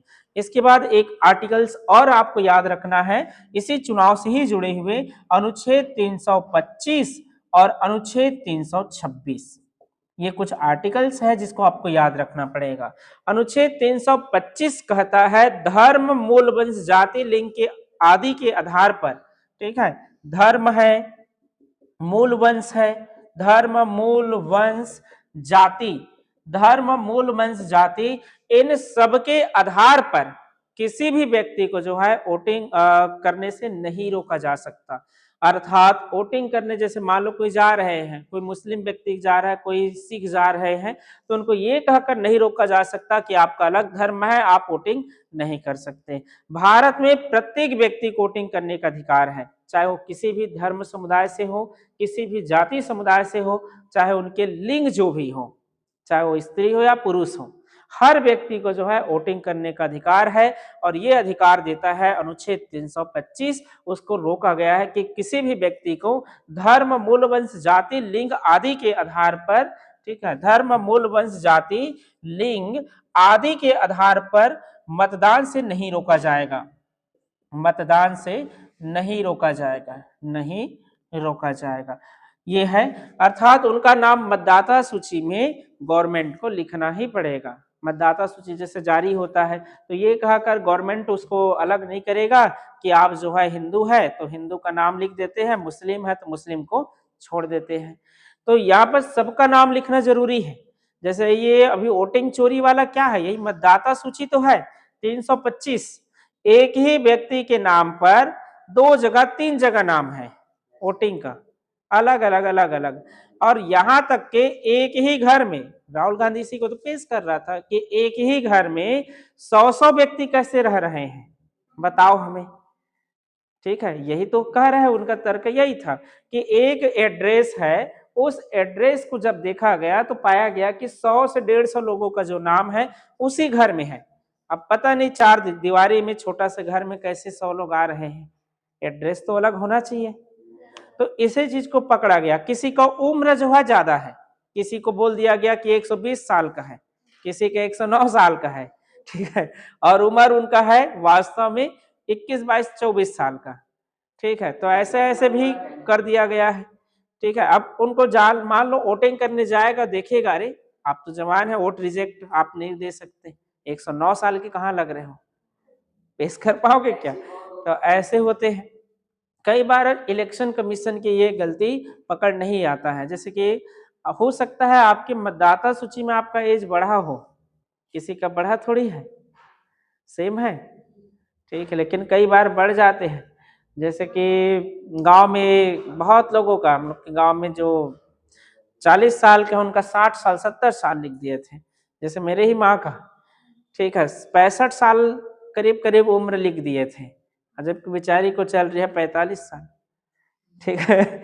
आप सोचो 45 कहाँ और 65 कहाँ, ठीक है। तो ऐसे गलती हमारे सामने दिखाई देते हैं। तो किसी भी व्यक्ति को धर्म, मूल वंश, जाति, लिंग के आधार पर उसे मतदान से नहीं रोका जाएगा। मतदाता सूची में सबका नाम जो है लिखा होना चाहिए यदि उनका उम्र 18 वर्ष से अधिक है तो इसी को वयस्क मतदान कहता है। तो वयस्क मतदान की जो अधिकार है अनुच्छेद 326 के तहत है। तो अनुच्छेद 326 में वयस्क मताधिकार के प्रयोग की बात किया गया है कि भारत में जो मताधिकार होगा वो वयस्क मताधिकार होगा। प्रत्येक व्यक्ति को वोटिंग करने का अधिकार होगा और ये वयस्क मताधिकार के आधार पर वोटिंग किए जाएंगे। ठीक है, तो ये व्यवस्था था अनुच्छेद 326 के तहत वयस्क मताधिकार की व्यवस्था। प्रारंभ में जब मूल संविधान में था, मूल संविधान जब बनाए गए थे, संविधान लिखा गया था, उस समय वोटिंग करने का जो उम्र थे, वोटिंग करने का, मतदान करने का जो उम्र था वह 21 वर्ष थे, 21 ईयर। 21 ईयर होने के बाद ही आप 21 वर्ष होने के बाद ही मतदान कर सकते थे, लेकिन इसे बदल दिया गया। वर्तमान में मूल संविधान में 21 तो था, लेकिन वर्तमान में देखा जाए तो वर्तमान में ये 18 वर्ष है। वर्तमान में जो वोटिंग करने का अधिकार है 18 वर्ष कर दिया गया है। ये कब किया गया? क्योंकि संशोधन है, तो ये किए गए थे 61वें संविधान संशोधन 1989। ठीक है, 89। तो 61वें संविधान संशोधन, ये जो परिवर्तन हुए, 61वां नंबर का अमेंडमेंट था संविधान संशोधन 1989, 89। तो 61वें संविधान संशोधन जब राजीव गांधी इस समय भारत के प्रधानमंत्री थे, तो युवा वर्ग के लिए काफी कार्य किए और उसी समय जो है उनके द्वारा ही ये बिल वगैरह पारित कराए गए और ये जो है युवा वर्ग को प्रोत्साहित करने वाले एक प्रकार के निर्णय साबित हुए। ठीक है, और 18 वर्ष के जितने भी व्यक्ति रहे सभी को जो है वोटिंग करने का अधिकार इस अमेंडमेंट के तहत प्राप्त हो गए और इसी को शामिल किया गया 326 में। तो वर्तमान में भारत में जो मत देने का आयु है वो कितने वर्ष का है? 18 वर्ष का है। ठीक है, लेकिन मूल संविधान में 21 वर्ष थे। अपने देश में जैसे चीन जैसे नहीं है। अभी मैंने बताया कि चीन में एक व्यक्ति को उत्तर कोरिया में यस नो वाला ऑप्शन, ऐसे ऑप्शन नहीं है। चीन में एकल पार्टी है, अपने देश में बहुमत पार्टी है। आपका इच्छा, आपको जिसको वोट करना है वोट करें। ठीक है, वोटिंग कर सकते हैं, कोई रोक टोक नहीं है। इसीलिए गांव देहात में जब इलेक्शन होते हैं तो बड़ा मजा आता है, कोई रोक टोक नहीं है तो सबसे खाते हैं। किसी से मुर्गा खा लेंगे, किसी से दारू पी लेंगे किसी से और कुछ कर लेते हैं। कहते हैं आप ही को वोट देंगे भैया, आपके अलावा किसी को नहीं देंगे। मैं वोट नहीं दूंगा, आपका भाई नहीं दूंगा तो कौन देगा? ठीक है, ऐसे करते हैं गांव में सब इलेक्शन होता है तो मोर बड़े भैया तो मोर चाचा आप ही को वोट दूंगा बस थोड़ा सा आज का माहौल बना देते। ठीक है, लास्ट तक के ये चलता रहता है।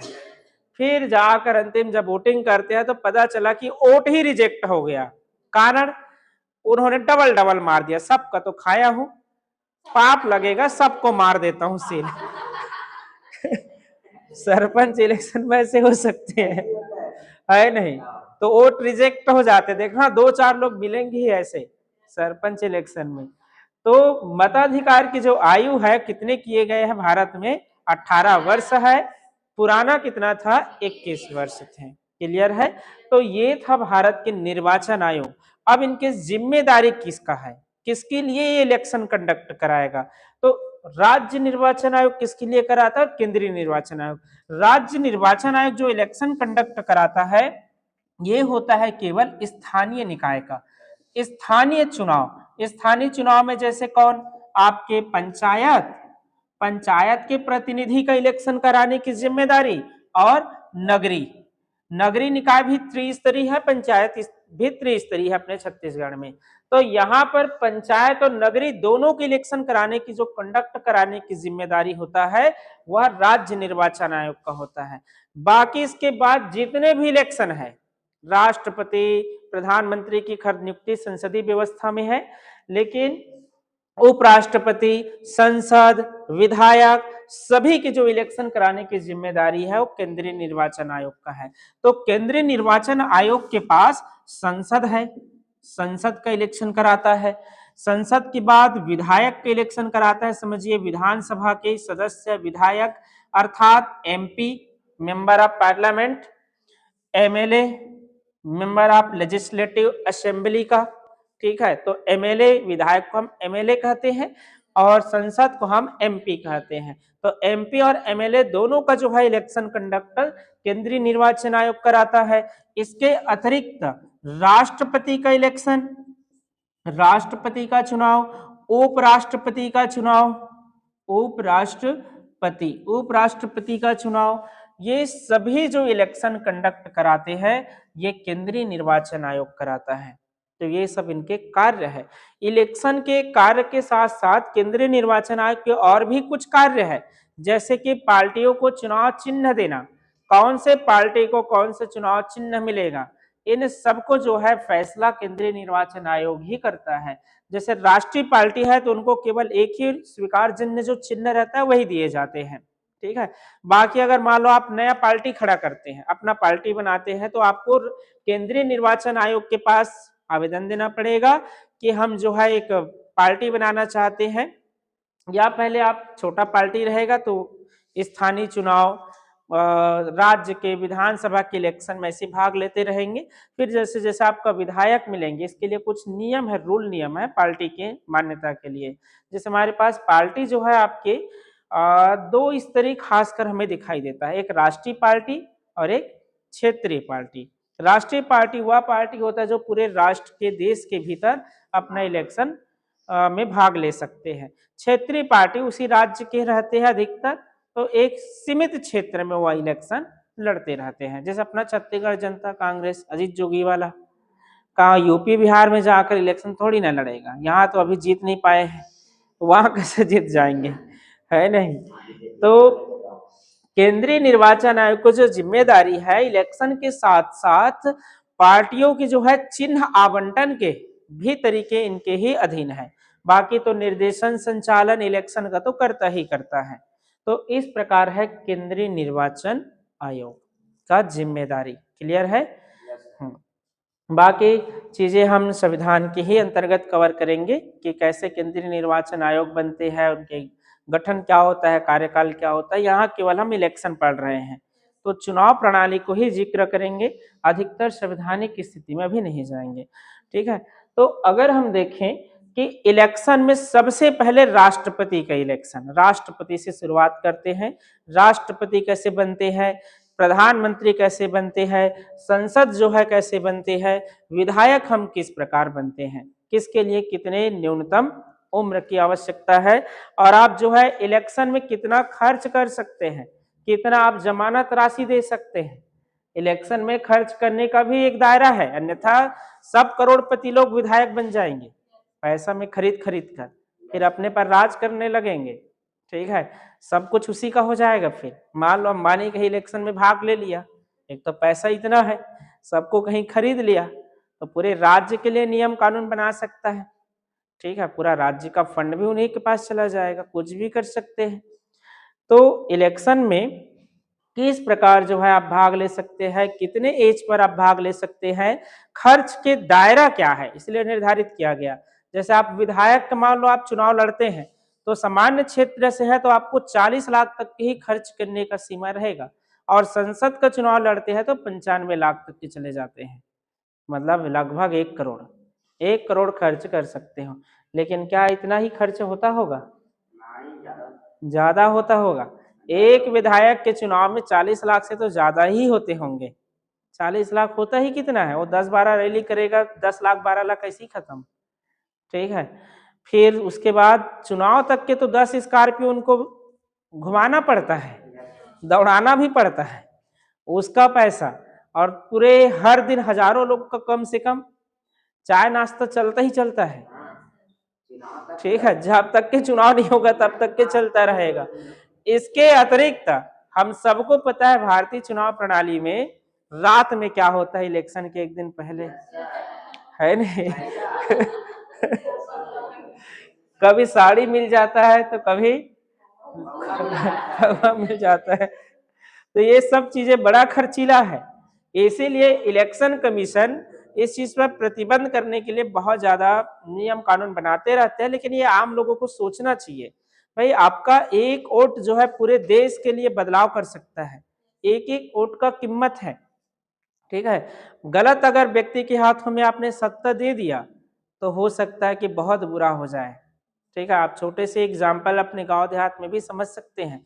जब एक खराब सरपंच बन जाता है तो कुछ नहीं होता है, गांव का ना जो सड़क है गड्ढा गड्ढा ही रहता है, ठीक है। तालाब घरीकरण मनरेगा का पैसा आएगा लेकिन खा दिया जाएगा, नहीं खाएंगे क्या?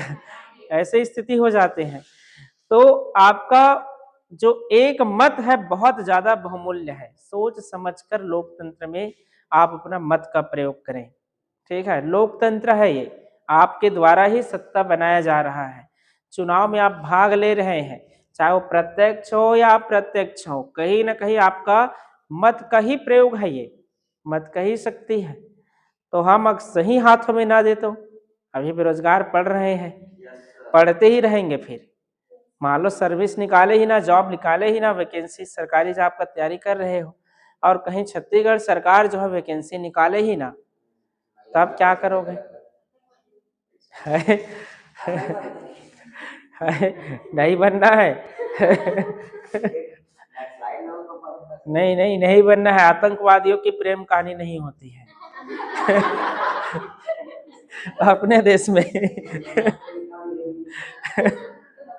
ठीक है, तो ऐसे काम नहीं करना है, देशद्रोही नहीं बनना है, देश के साथ मिलकर काम करें। तो निर्वाचन आयोग से जुड़े हुए चीजें समझ आ गया, क्लियर है, बन जाएंगे। तो अब चलते हैं राष्ट्रपति के इलेक्शन किस प्रकार होते हैं। तो पहला देखेंगे राष्ट्रपति को। सबसे पहले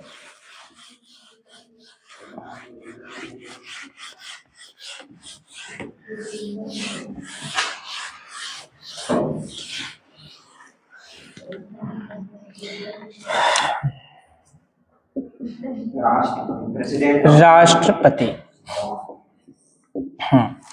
राष्ट्रपति के इलेक्शन किस प्रकार होते हैं। राष्ट्रपति का जो पद है एक प्रकार के संवैधानिक पद है। भारत की जो संविधान है, ठीक है, अगर हम देखें भारतीय संविधान के अनुच्छेद नंबर 52, ये आपके भाग 5 का विषय है, संघ का।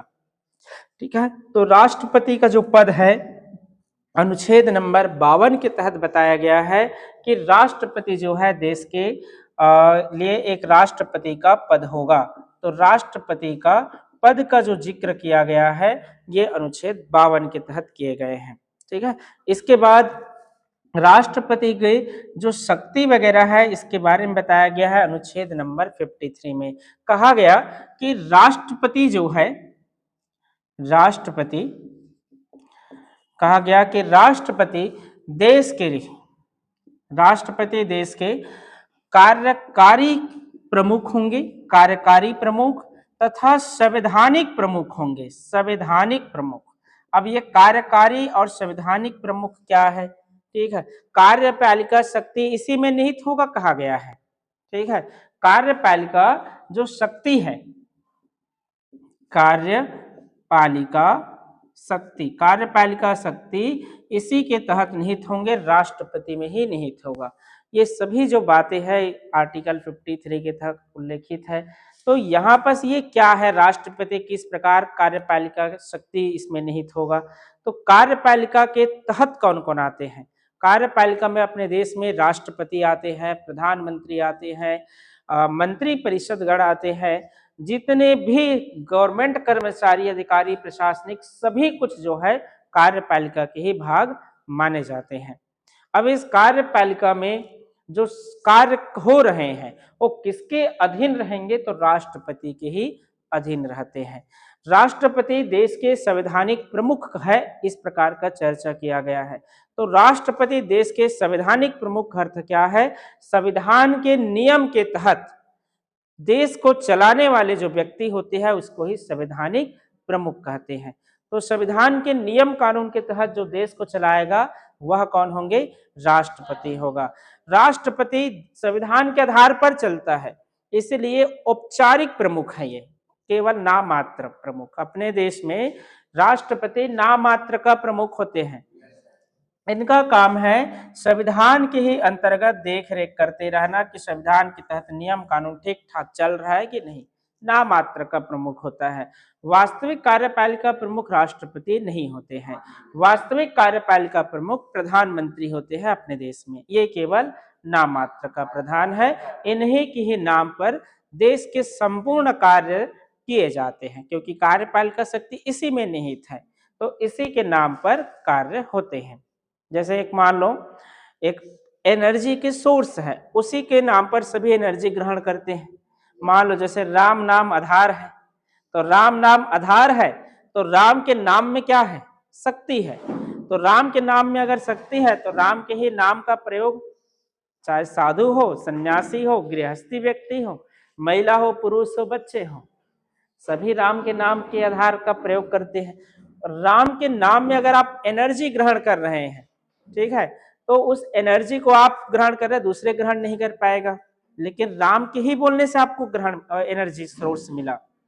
ऐसे ही है कार्यपालिका शक्ति। तो कार्यपालिका शक्ति में देखें तो जितने भी कार्य है देश के, संपूर्ण कार्य केवल राष्ट्रपति में ही निहित होगा, राष्ट्रपति के ही नाम से सब कार्य करते हैं, सब के सब, ठीक है। तो इसी के नाम पर कार्य होते हैं। अब राष्ट्रपति के चुनाव वगैरह कैसे होते हैं, इनके इलेक्शन के बारे में इसमें बताया गया है। तो आर्टिकल नंबर 54, 55 ये दो आर्टिकल्स आते हैं जिसमें राष्ट्रपति के इलेक्शन के बारे में जिक्र किया गया है। तो राष्ट्रपति के इलेक्शन भारतीय संविधान अनुच्छेद 54 में है, राष्ट्रपति के चुनाव के लिए निर्वाचन मंडल, राष्ट्रपति के चुनाव के लिए निर्वाचन मंडल का जिक्र किया गया है। तो राष्ट्रपति का चुनाव के लिए निर्वाचन मंडल, अब ये निर्वाचन मंडल कौन होगा, किस प्रकार राष्ट्रपति का चुनाव होगा? तो मैंने स्टार्टिंग में ही बताया कि राष्ट्रपति के चुनाव अपने देश में अप्रत्यक्ष तरीके से होता है, अर्थात हम डायरेक्ट इलेक्शन में इसमें भाग नहीं लेते हैं। हमारे द्वारा जो प्रतिनिधि चुने जाते हैं उनके द्वारा ही राष्ट्रपति के वोटिंग में भाग लिए जाते हैं, वही लोग वोटिंग में भाग लेते हैं, या कहे उन्हीं लोगों के द्वारा ही चुने जाते हैं। तो राष्ट्रपति के चुनाव में जो निर्वाचन मंडल होगा ये बनेगा किससे? तो निर्वाचन मंडल बनता है संसद से, संसद के वो भी निर्वाचित सदस्य से, जैसे कि राज्यसभा में मनोनीत सदस्य भी होते हैं, राष्ट्रपति 12 मनोनीत सदस्य करते हैं, तो मनोनीत सदस्य इसमें भाग नहीं लेते हैं। अगर भाग लेंगे तो राष्ट्रपति उसी मेंबर को सदस्य चुनेगा जो उनके समर्थन में हो। मान लो कोई राष्ट्रपति है और दूसरा इलेक्शन में फिर से राष्ट्रपति के पद पर खड़ा हो रहा हो, तो व्यक्ति किसे राष्ट्रपति बनाएगा? उसे ही बनाएगा, और सॉरी किसे राज्यसभा के सदस्य बनाएंगे मनोनीत में? उसे ही बनाएगा जो उनको सपोर्ट करे इलेक्शन में। तो कहीं ना कहीं गलत हो सकता है, इसीलिए मनोनीत मेंबर भाग नहीं लेते हैं। केवल कौन मेंबर भाग लेंगे? निर्वाचित मेंबर, जो चुने हुए मेंबर है। तो संसद के निर्वाचित मेंबर कह रहा हूं, प्रत्यक्ष अप्रत्यक्ष का जिक्र मैं नहीं कर रहा हूं यहाँ पर, तो दोनों आएंगे। तो संसद के सदस्य, तो संसद सदस्य में कौन कौन से? लोकसभा के भी और राज्यसभा के भी, दोनों के ही निर्वाचित सदस्य ही भाग लेंगे, बाकी मनोनीत सदस्य भाग नहीं लेते हैं। तो ये पहला पॉइंट हो गया, संसद इसमें भाग लेते हैं। इसके दूसरे पॉइंट में अगर हम देखें तो एमएलए, जैसे कि राज्य के विधायक, तो ये विधायक किसका सदस्य होना चाहिए? विधानसभा के होना चाहिए। अपने देश में दो प्रकार की व्यवस्था है, एक सदनी व्यवस्था और द्विसदनी व्यवस्था। एक सदनी व्यवस्था में जो राज्य है उसमें विधानसभा, विधानसभा के साथ साथ राज्यपाल होता है। ऐसे राज्य की संख्या 22 है, 22 राज्य है जिसमें आपके एकल सदनी व्यवस्था है, ठीक है, जिसमें से छत्तीसगढ़ भी एक है, छत्तीसगढ़ में विधानसभा बस है और राज्यपाल।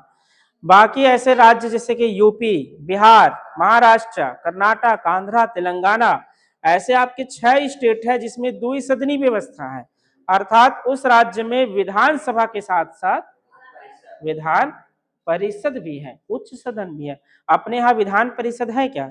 नहीं, हम केवल विधानसभा ही कहते हैं, ठीक है। तो केवल विधानसभा के ही मेंबर इसमें भाग लेंगे, क्योंकि सभी राज्य को समान शक्ति मिलना चाहिए। अगर मान लो हम विधायक लिख दिए और कहीं विधान परिषद के सदस्य भी भाग ले रहे हैं, तो ये तो भेदभाव हो जाएगा राज्यों के साथ। भाई किसी राज्य में विधान परिषद के भी सदस्य हैं तो उनकी फिर शक्ति ज्यादा हो जाएंगे, तो शक्ति समान हो, इक्वल हो, सबको इक्वालिटी का दर्जा दिया जाए, ठीक है।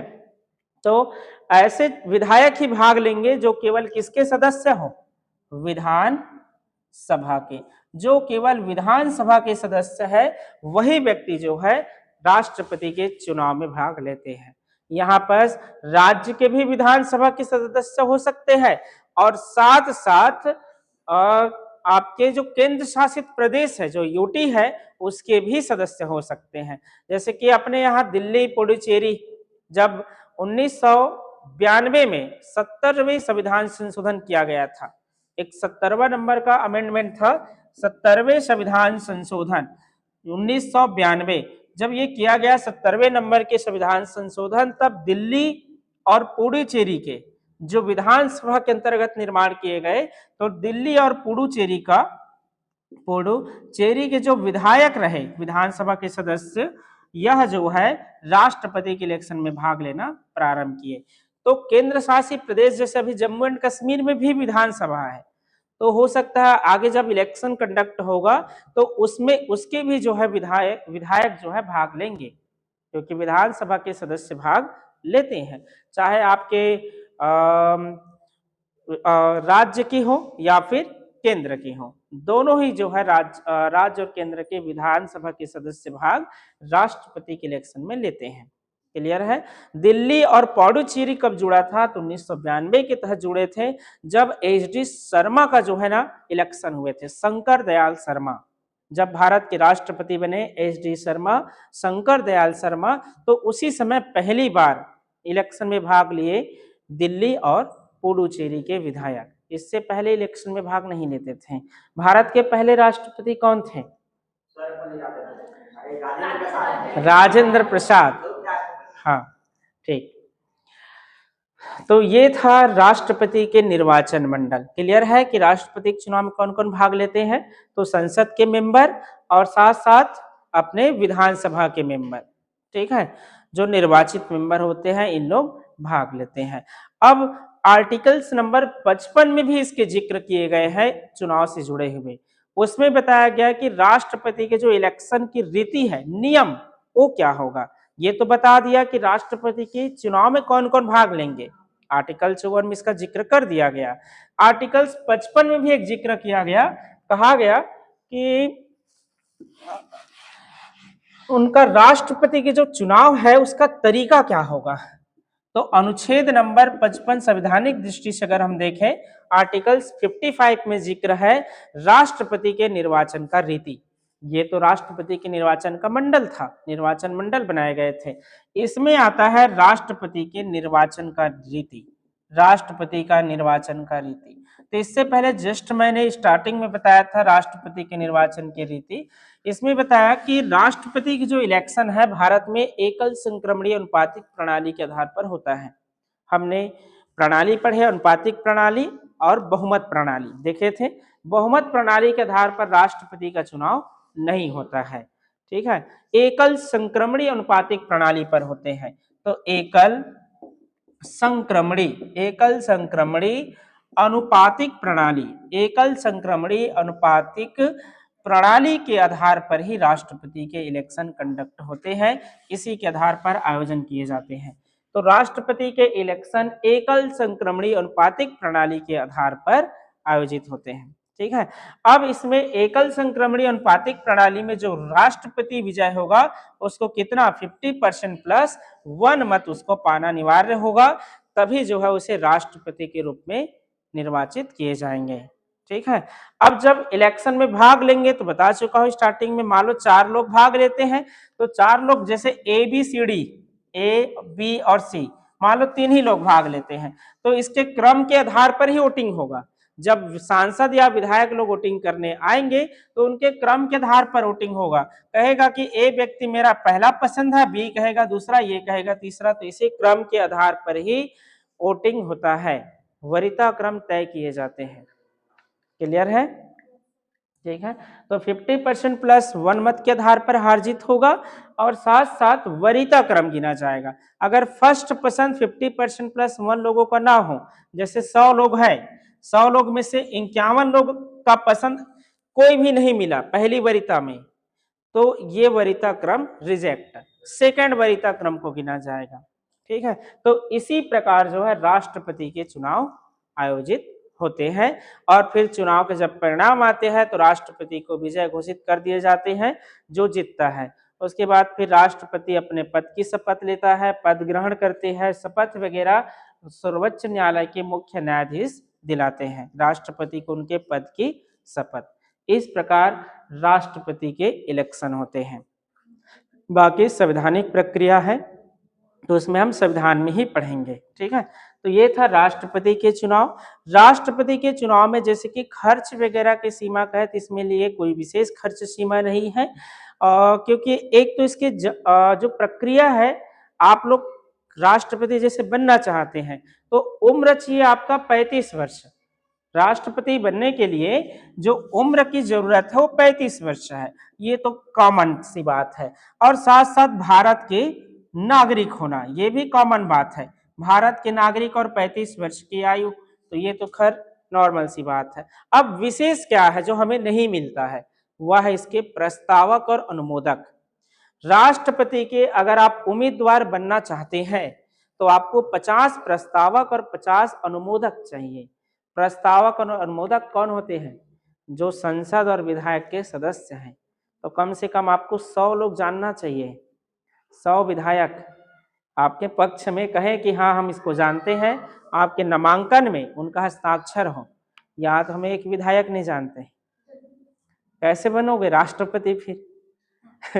तो पार्टी से जुड़ना पड़ेगा ताकि पार्टी से ही हमें ये समर्थन मिल सके। तो आमतौर पर भारत में या तो बीजेपी या तो कांग्रेस, इसी के ही इर्द गिर्द अपने राजनीति घूम रहे हैं, ठीक है। और राजनीति आगे आना चाहिए, क्योंकि बहुदलीय प्रणाली है तो जितना ज्यादा पार्टी रहेगा उतना ज्यादा मजा आएगा, ज्यादा पार्टी तो ज्यादा अच्छा काम होगा, ठीक है। और एक दो है तो भाईचारा बना लेते हैं कई बार तो, ठीक है। हाँ, तो नागरिक होना अनिवार्य है और 35 वर्ष का आयु, लेकिन जो इसका विशेष है वह है 50 प्रस्तावक और 50 अनुमोदक। इसके बिना आप राष्ट्रपति का चुनाव नहीं लड़ सकते। बाकी खर्च वगैरह की ब्यौरा इसमें कोई विशेष नहीं है, क्योंकि ये तो राजनीतिक प्रणाली की ही आधारित देखा जाए तो है, और वो भी अप्रत्यक्ष है। तो अप्रत्यक्ष में कोई खर्चा वगैरह की सीमा नहीं रहती, इसमें कोई रैली धरना प्रदर्शन नहीं होता है कि भाइयों बहनों मुझे वोट दो, ऐसा नहीं होगा, ठीक है। वो जनता वाले में होते हैं, जनता को ही नेता लोग थोड़ा बहुत मूर्ख बनाते हैं, नेता लोग अपने आप को नहीं बनाते हैं, ठीक है। तो यहाँ पर 50 प्रस्तावक और 50 अनुमोदक की आवश्यकता होते हैं। बाकी जमानत राशि वगैरह हाँ होते हैं इसमें, तो जमानत राशि कुछ विशेष नहीं रहते। तो बाकी चीजें हम संविधान के अंतर्गत पढ़ेंगे। तो ये था राष्ट्रपति के इलेक्शन। अब आते हैं उपराष्ट्रपति के इलेक्शन। राष्ट्रपति तो बन गया, उपराष्ट्रपति कैसे बनते हैं इसे समझते हैं। तो उपराष्ट्रपति के जो चुनाव है भारत में किस प्रकार होता है और उपराष्ट्रपति का पद क्यों बनाया गया, ठीक है। देखा जाए तो उपराष्ट्रपति का जो पद है आपातकालीन इमरजेंसी स्थिति के लिए था। मान लो भारत का जो राष्ट्रपति का पद है वो कभी भी रिक्त नहीं होना चाहिए। अगर राष्ट्रपति का आकाश में देहांत हो गया या राष्ट्रपति ने त्याग पत्र दे दिया, अब तुरंत इलेक्शन कंडक्ट तो नहीं हो सकता, इसलिए एक पद पहले से ही रिजर्व रखा गया। यदि ऐसा कंडीशन आता है, ऐसा हो जाता है कि कोई राष्ट्रपति का निधन हो जाता है, तो जैसे उपराष्ट्रपति जो रहेगा वो कार्यकारी राष्ट्रपति बन जाता है, या कार्यवाहक कह सकते हैं आप इसे, कार्यवाहक राष्ट्रपति के रूप में वह काम करना चालू कर देता है। लेकिन राष्ट्रपति है, जीवित है, तो इनका विशेष काम नहीं है, इसीलिए इनको एक काम दे दिया गया, क्योंकि हमारे देश में बिना काम के बदले पैसा नहीं मिलता है। तो एक काम दे दिया गया, वह काम था इनका राज्यसभा के अध्यक्षता करना, राज्यसभा के सभापति के रूप में अध्यक्ष करना, ठीक है। ये राज्यसभा के मेंबर नहीं होते, जो उपराष्ट्रपति है राज्यसभा का मेंबर नहीं होता है, ये विदाउट मेंबर है ये, लेकिन अध्यक्षता करता है, ठीक है। ये उपराष्ट्रपति राज्यसभा के सभापति के रूप में काम करते हैं। तो उपराष्ट्रपति के चुनाव में कौन कौन भाग लेते हैं, इनके इलेक्शन कैसा होता है? तो इलेक्शन तो राष्ट्रपति के ही समान होते हैं, समझिए पूर्ववर्ती ही है राष्ट्रपति के समान, अर्थात अनुपातिक प्रणाली पर ही होता है।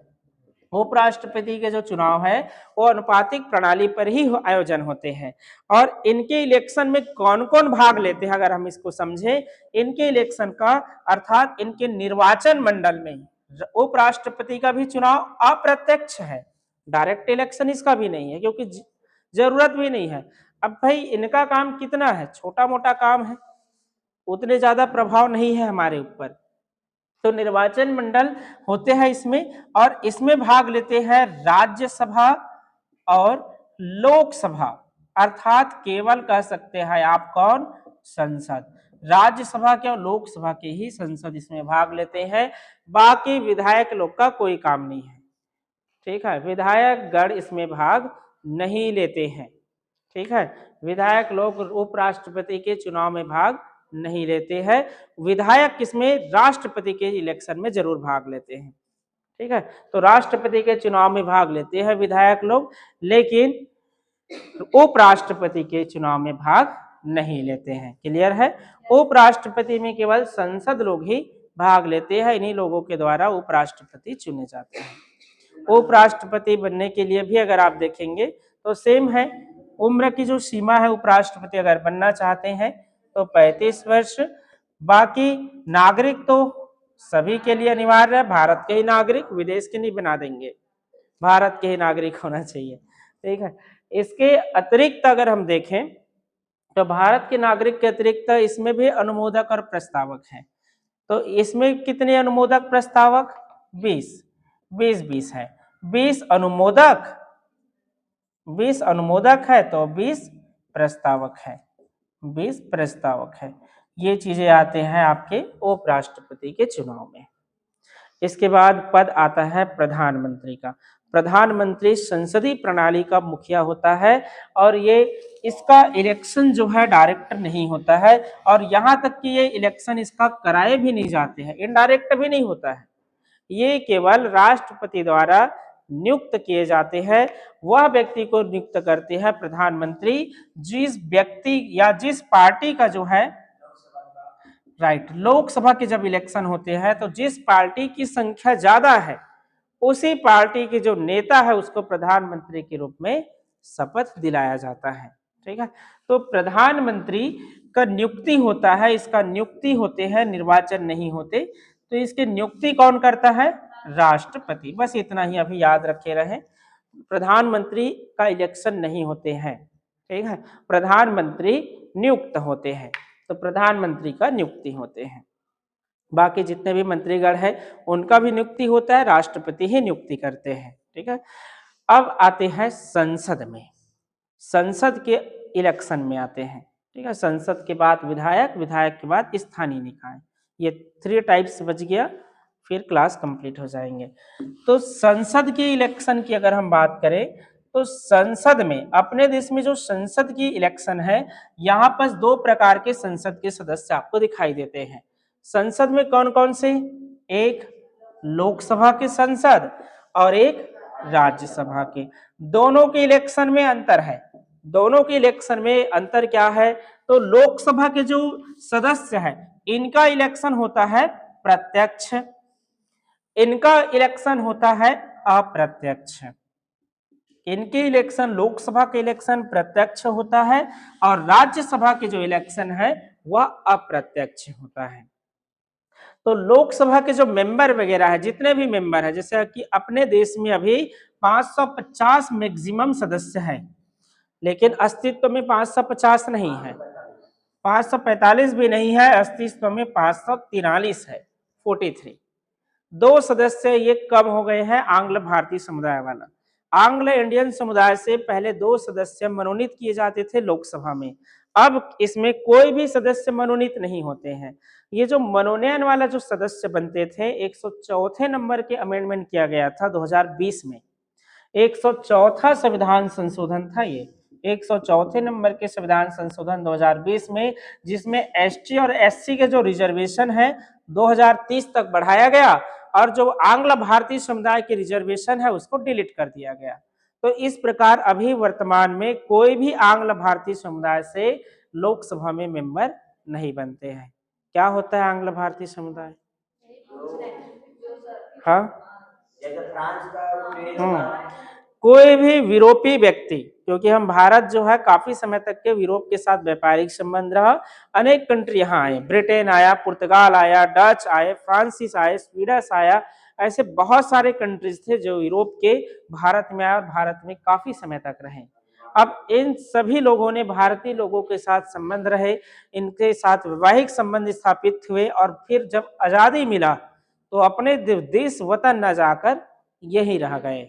तो इन्हीं लोगों का एक ग्रुप बना आंग्ल भारतीय समुदाय। ठीक है, अब इनका संख्या कम था, इसीलिए अब इनका प्रतिनिधि चुनना मुश्किल था। अपने देश में जाति आधारित वोटिंग है, जात जात में तो वोटिंग करते हैं, है नहीं है। काम आधारित कहाँ है, ये वर्मा है तो वर्मा को देंगे, साहू है तो साहू को देंगे, यादव है तो यादव को देंगे। ठीक है, ऐसी तो हो रहा है, धर्म आधारित जाति आधारित वोटिंग हो रहे हैं।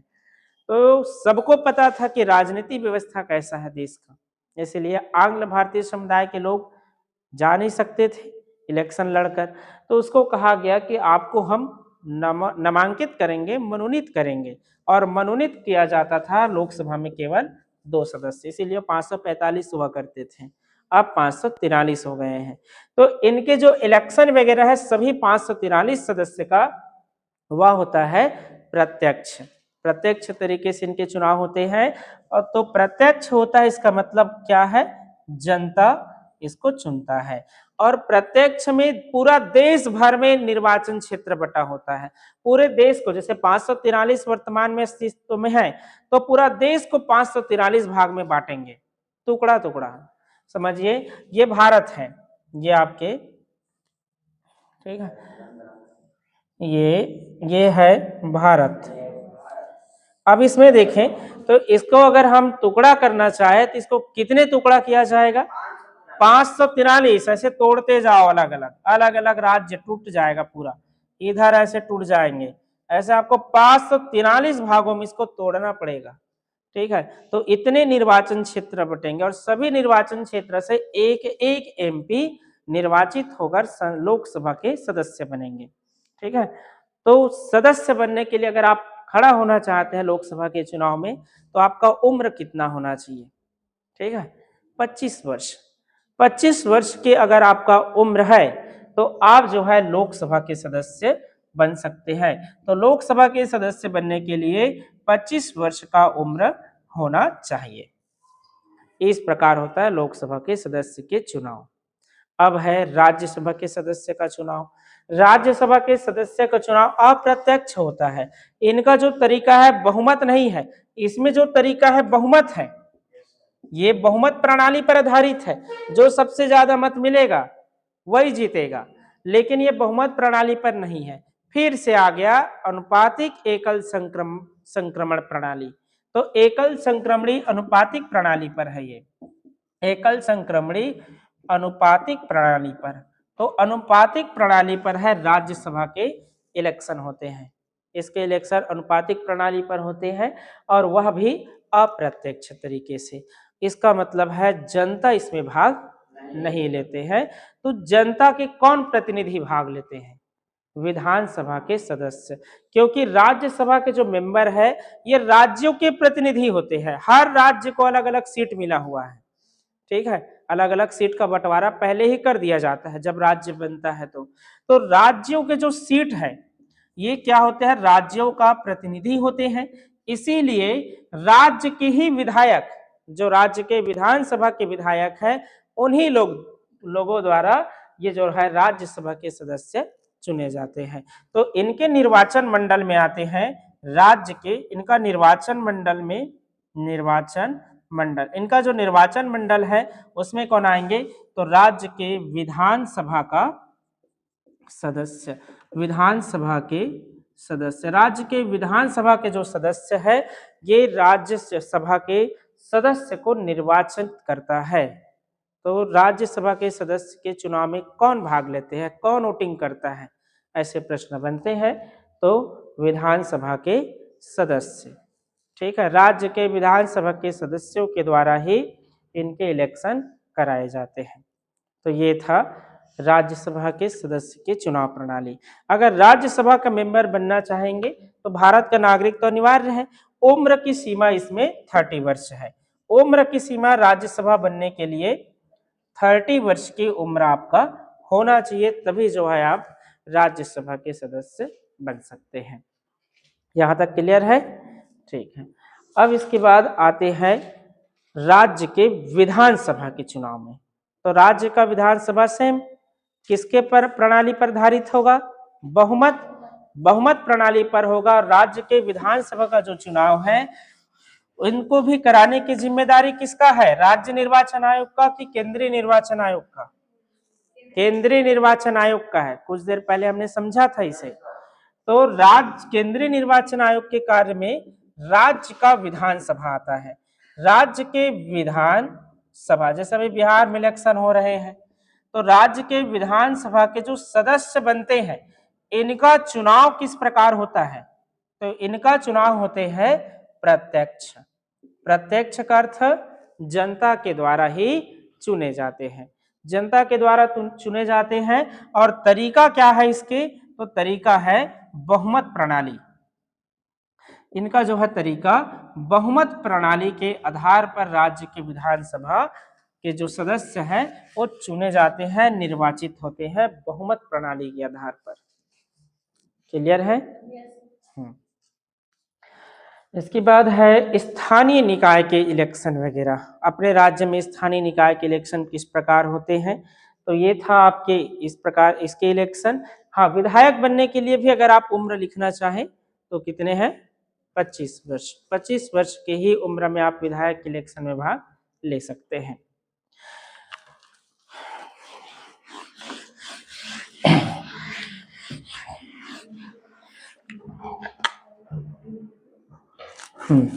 फिर है स्थानीय निकाय।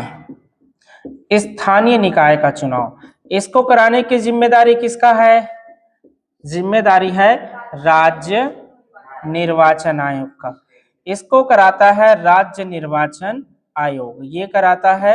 और स्थानीय निकाय हमारे पास दो प्रकार के बटे हुए हैं। इसका पूरा नियम कानून बनाने का अधिकार राज्य सरकार को है। केंद्र सरकार इसमें कोई दखल नहीं करता है। ये पूरा राज्य सूची का ही भाग मामला है। राज्य सरकार जैसे चाहे अपने राज्य में इलेक्शन कंडक्ट करा सकता है। जैसे मान लो अभी सरपंच का आप लोग अपना छत्तीसगढ़ वाले डायरेक्ट चुनते हैं, लेकिन अगर क्या हो कि पंच के माध्यम से ही सरपंच चुना जाए, ऐसे प्रयास भूपेश बघेल एक समय बात करते थे। हम लोग चाहते हैं कि पंच लोग ही सरपंच चुने, तो अब क्या होता? मस्त पंचों का कमाई हो जाता है। पंच के ही इलेक्शन, हाँ, तो ये चीजें रहते। तो यहाँ पर निर्वाचन आयोग में राज्य में स्थानीय निकाय में ग्राम स्तर पर इसमें जो पंचायत है, ग्राम स्तर का है या पंचायत स्तर पर, पंचायत स्तर पर ग्राम पंचायत है। ग्राम पंचायत, ठीक है, इसको 3 भागों में ऐसे बांट देते हैं। रुको, ग्राम पंचायत 3 पार्ट्स में हो जाएंगे, जनपद पंचायत और जिला पंचायत। यहाँ पास आते हैं। इनके जो मेंबर है ग्राम पंचायत में, जैसे पंच का जो चुनाव है वो प्रत्यक्ष होता है। बार बार दोहरा रहा हूं, प्रत्यक्ष मतलब जनता के द्वारा चुना जाएगा। सरपंच जो होता है अपने छत्तीसगढ़ में, वो क्या होता है? प्रत्यक्ष होता है। उप सरपंच जो होता है ये अप्रत्यक्ष होते हैं। तो उप सरपंच का चुनाव अप्रत्यक्ष। तो इसको कौन चुनेगा? पंच लोग भाग लेते हैं किसके? उप सरपंच के चुनाव में। ये था स्थानीय निकाय के इलेक्शन। जनपद में अगर हम देखें तो जनपद के जो सदस्य बनते हैं इसका डायरेक्ट होता है प्रत्यक्ष, लेकिन अध्यक्ष और उपाध्यक्ष का इलेक्शन, उपाध्यक्ष इसका इलेक्शन आपके होते हैं अप्रत्यक्ष। तो इसके इलेक्शन में कौन भाग लेंगे? सेम जनपद पंचायत के सदस्य भाग लेते हैं अध्यक्ष और उपाध्यक्ष के इलेक्शन में। इसी प्रकार जिला पंचायत के लिए है। जिला पंचायत में सेम सदस्य जो है किससे होगा? प्रत्यक्ष होगा। जिला पंचायत सदस्य के लिए वोटिंग करते हैं, ठीक है। और इसमें भी अध्यक्ष और उपाध्यक्ष, अध्यक्ष और उपाध्यक्ष का चुनाव क्या होंगे? अप्रत्यक्ष होंगे। तो इसका भी चुनाव अप्रत्यक्ष होता है जिला पंचायत में। अब है नगरीय निकाय में। ये तो है जिला पंचायत के इलेक्शन की बात। अब नगरीय निकाय में क्या होता है, तो यहाँ भी हमारे पास त्रिस्तरीय है छत्तीसगढ़ में। तो छत्तीसगढ़ की अगर हम बात करें तो नगरीय निकाय में, नगरीय निकाय में 3 टाइप्स के आपके नगर दिखाई देंगे।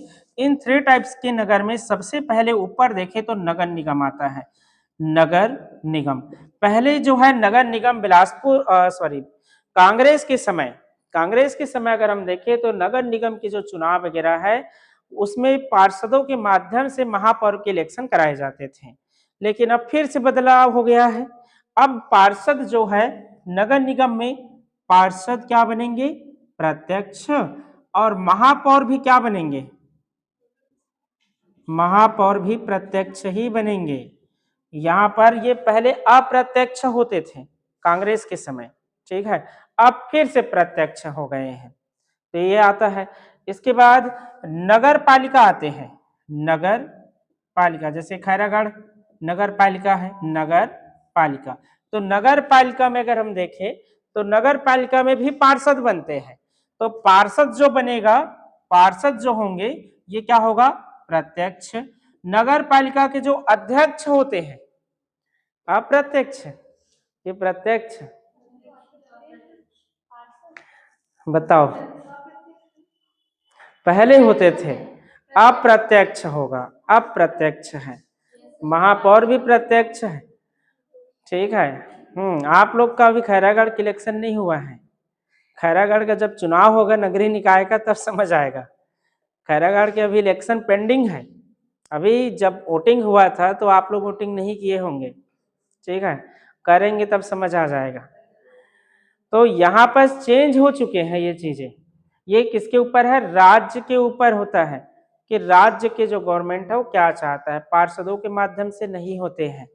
यहाँ भी सेम है, नगरीय निकाय के इलेक्शन डायरेक्ट होते हैं। उपाध्यक्ष की बात नहीं कर रहा हूं मैं, उपाध्यक्ष जो होते हैं इसमें ना वह अप्रत्यक्ष होंगे अब इस नियम के तहत, नए नियम में, ठीक है।